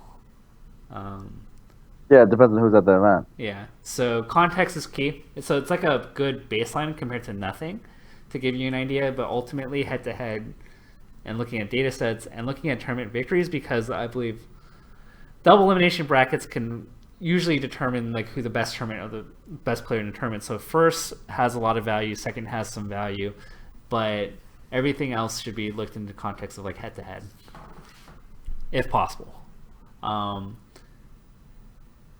Let's see. In commentary, if you're in the middle of a sentence and something super sick happens, is it better to stop what you're saying so you don't lose the moment or lead into it? I think that's a pretty quick question. What are your thoughts on that? Can you repeat it? So let's say you're in the middle of a thought or middle of a sentence when you're doing commentary, but something really cool happens. Do you opt to drop that thought, or do you opt Depends how cool the moment was, and depends how cool the thought was. I usually drop the thought. I usually say, "Oh, wait a second," or you know, hold that thought. I'll say that, or I'll just interject and shit. Dude. But I usually do. I'm not a very tangential commentator except when I'm doing pools.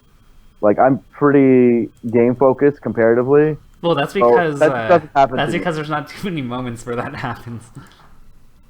What do you mean? Like, how often does something cool happen in pools? Yeah, and also because like in pools, like I think the people want, like the people. If you look, it's weird to say, but if you look at like the 2 commentators and the 2 players, like most people are there for the 2 commentators at the pool stage versus the 2 players. You know, because that's, you know, the content's that quality.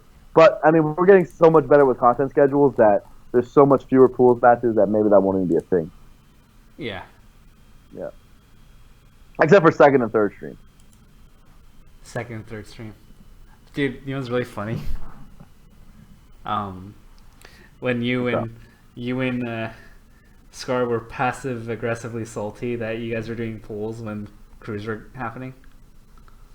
It was funny, dude. There was it was like Fendi and Webbs on the main commentary or something. You know, it's not like these events, you know, need the narrative to build them up and, you know, the hype to go with it. It's not like, you know, we can do that. It's a dark time, dude. When you're on when me and Scar are on secondary stream. That's cool. Damn. It's fine. It's fine. I also love the moment where you guys were calling out my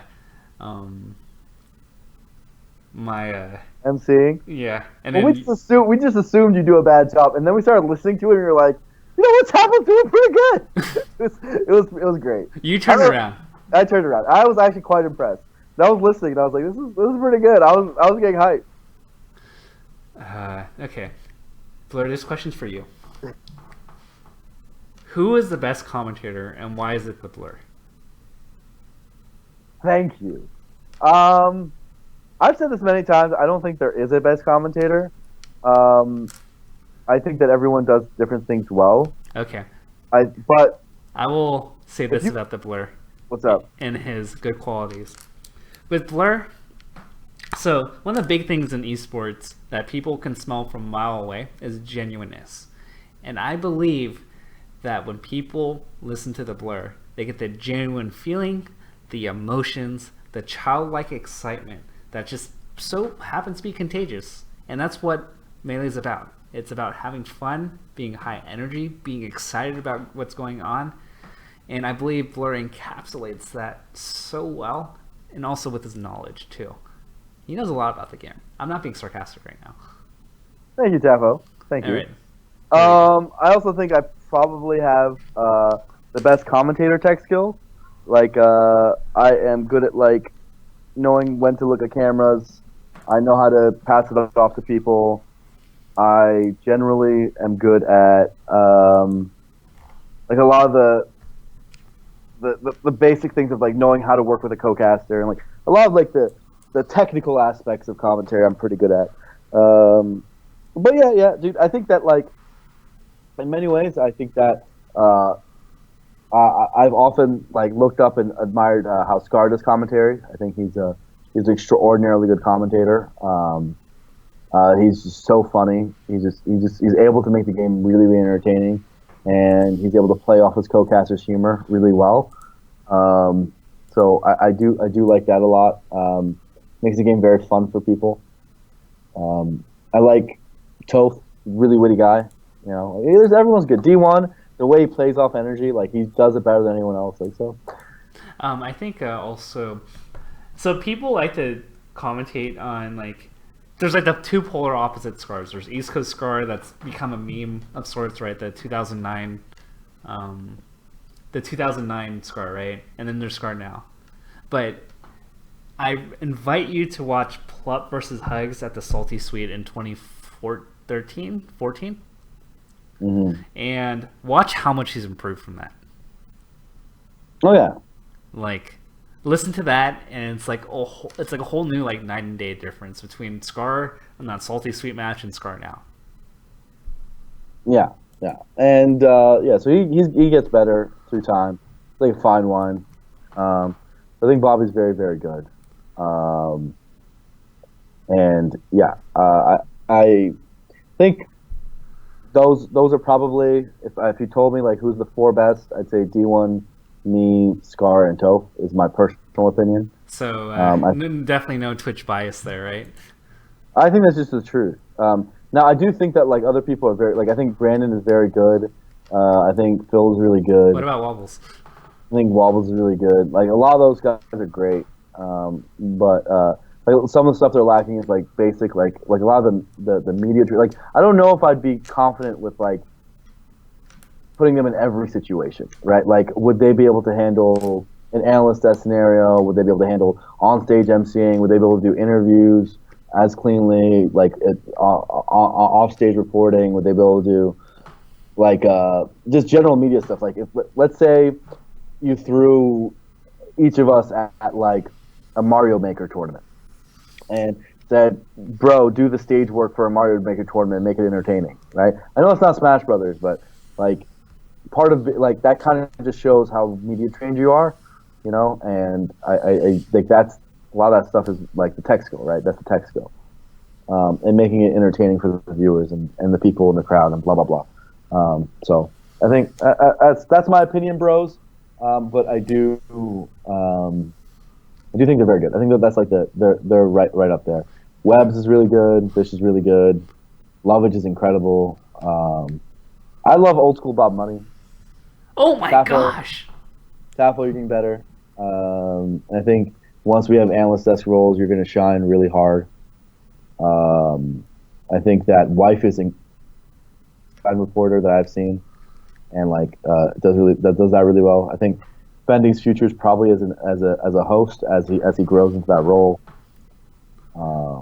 Prague also is probably going to be more of a sideline reporter guy since he did a pretty good job at Five Gods. Yeah. I thought that was pretty good, and he can get better and better at that. So Chillin's pretty good. He's getting up there. Chillin's funny. Chillin's super funny. And I mean, I know I just said everyone's good, but like, I actually do think people are pretty good. There are people I think are bad, but I mean, you don't see them very often because we think they're bad. I also actually like the Eclipse staff a lot. Yeah. So, and the amazing thing about Eclipse commentators is that a lot of their English wasn't is their second language, and but you know, the other things aside from that were like really good. But, yeah. So I mean, like, all those people pretty good. Everyone has areas of improvement, areas of strength. Like, I don't think anyone is as good at making someone feel like they're in the room as Homemade Waffles and Phil. Like, they are extremely good at making you feel comfortable, making you feel like, and building the brand of the event, making it feel grassroots, making it feel like you're the homie, and like just being friendly. No one's as friendly as they are. Yeah. It's hard to get funnier than, you know, Scar and like be like really carry the cast and comedic value and like be able to like make the game as entertaining. I probably can make the game most hype than anyone. Like I can probably build energy and you and Foster should have a hype contest. I don't know. I'm pretty good at getting people invested into the game and making them really delve into the storylines. Like I'm the story. I just talk about storylines half the fucking time and really get you into it and build up. I know how to build. I know how to make the viewers like pressure build up. Like I like tension, right? People just look at the when I'm yelling, but the whole like I'm actually slow for 90%, and then I just like build it up, you know, that kind of shit. And then there's like Webb's voice and delivery is just incredible, and Vish is just charismatic and is able to like roll with the punches really well. So it's good, you know. And like I said, D1 is really versatile and able to roll off. Like no one's able to roll off energy like him that I found. And Wobbles is awesome analyst, awesome, really good at doubles commentary too. I think me and him doubles top 8 at Big House is probably the best doubles commentary that I've seen. And I know I'm in it, but I think it's true. Yeah, you guys are good. I love the Big House 6. We were really good at doubles commentary at Big House. So I don't know. So everyone's good. People are good, man. Yeah. Let's see. What phase of the bracket is Double Jeopardy okay? Near the end. Yes, as late as possible. Unless, I mean, there's unavoidable situations because the bracket flips like every round you lose. So if like you have the top player like lose somewhat early, then that's more inclined to Double Jeopardy situations. So I think the main thing is like if you assume a bracket where the higher seed always beats the lower seed, then it should always be pretty late. But it's hard to account for upsets. Mm-hmm. Yeah, so that's the best way I would say it. Can we talk about the SFAT? Wait, go ahead. No, I said I agree. That's all. Can we talk about the SFAT tweet? No, that was awesome, hilarious. But I don't quite understand why he would post that. I think it was one of those thoughts that came out a lot more funny in his head, and then executed. I thought it was very funny. I mean, like, it was funny in an ironic sense. I feel like.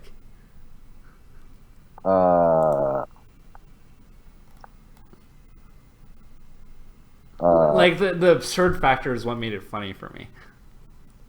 Yeah, I mean, yes, which is I think what made it funny to him, but I think it was also kind of true. Like, really break down what he said, and it's like, yeah, I get it. I mean, isn't that like they say that in American Pie though, right? When like the dad talks to the son. I don't know. It was just funny. I'm gonna say it was just a funny tweet. People are asking what the SFAT tweet. This is a PG show, and we're gonna keep it PG for the families out there. You know what's really funny when everybody when it goes big enough that most of the community gives their own responses to it. Yeah. For what it's worth, he got 1,300 likes on it. I mean, that must mean it's good, right? In modern society. Yeah, your worth is definitely determined by the number of likes and retweets. Absolutely. How would you market yourself as a commentator? I feel like I'm hitting a sort of plateau where I'm not getting any opportunities to grow as a commentator personality. Is that just a matter of grinding more locals? Grind locals, make content, build your brand. If you're just going to locals, you're not doing enough. Start making YouTube content, start streaming, start building a network within the scene. Start getting to know top players, getting into their mentality, getting to know local players and getting to their mentality. Like, you should be visible. The fact that I probably don't know who you are is a sign that you're not working hard enough. Damn, I think I know who this is. Okay, well, if I know who you are, then I take it back. But you definitely know who this guy is. Then never mind, bro. My beef. But that was a general statement. Yeah. Yeah, I mean, back in 2013 when people weren't as established, I'm going to admit it was a lot easier to get on commentary, even at majors, right? Because you could just hop on. But you're going to have to demonstrate, like, if you want more opportunities, you're going to have to demonstrate why you're better than the status quo. Right, and I mean, you're going to have to demonstrate exceptional skill, because the fact of the matter is that, like, as production values get better, like, there's going to be more skills tested, right? So, like, we didn't do a great job at Big House in many ways, with the new production value, but we're going to learn and iterate on it. And a lot of that stuff was, like, people ask, like, why were me and D1 on the analyst desk when, like, especially, like, people like you, Wobbles, etc., would have been really great additions. And having done it, I actually think that, like, it was probably the right call, because there was a lot of, like, going from, like, we had, like close-up camera angles, if you guys remember. We had a main stage camera. We had to throw it to Fendi. We had to do, like, a run of show, like, basically, like, know where the audio sources are. We have to do, like, there's a lot of different, like, technical aspects that simply, like, me and D1 are more seasoned than, like, other casters, right?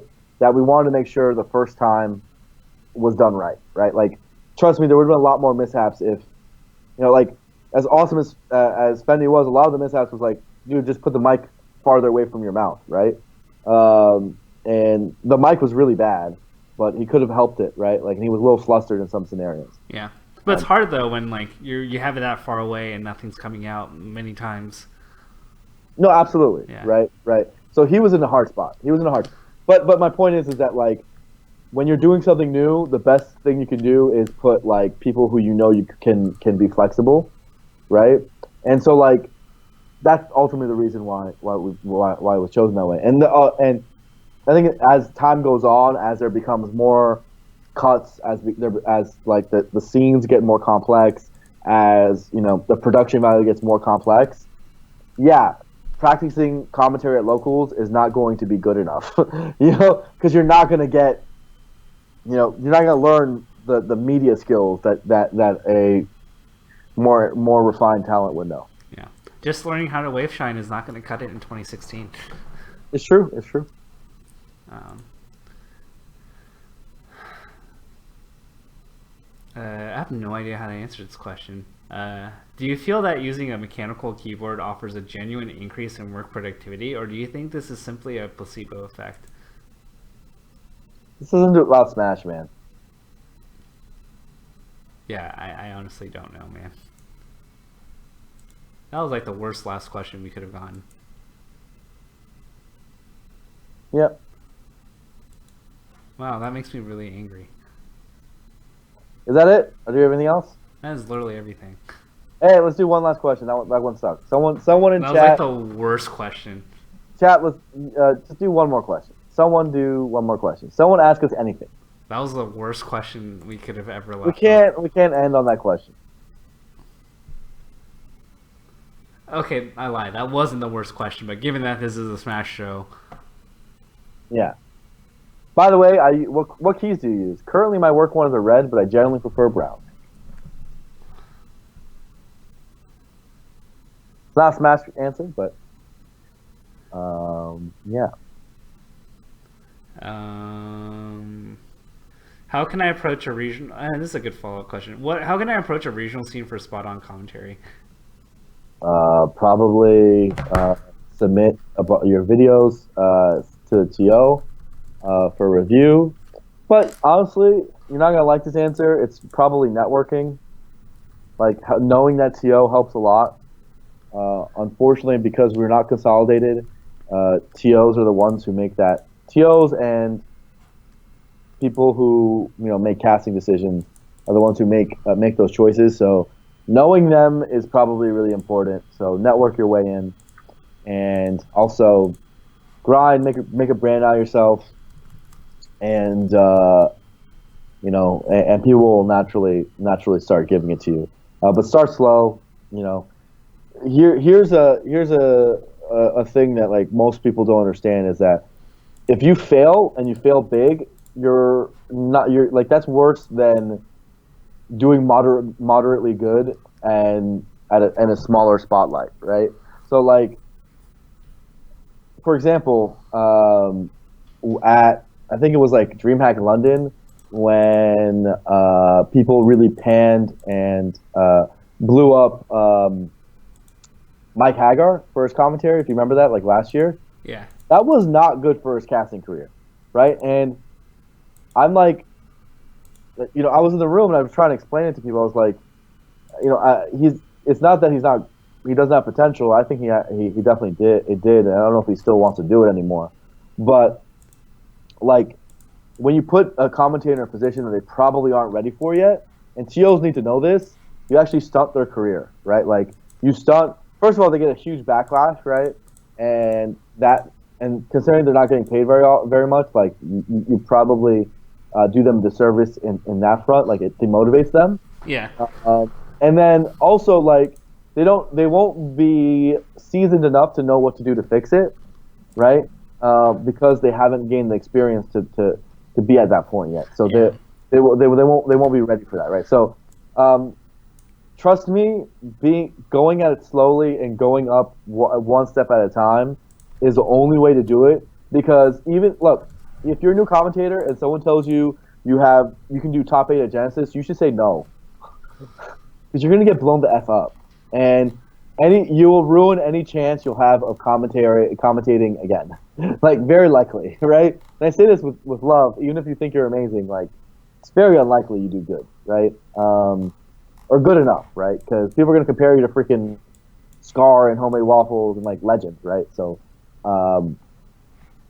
be humble about it, go about it slowly, and you'll have your time. Yeah, I think I had a thought.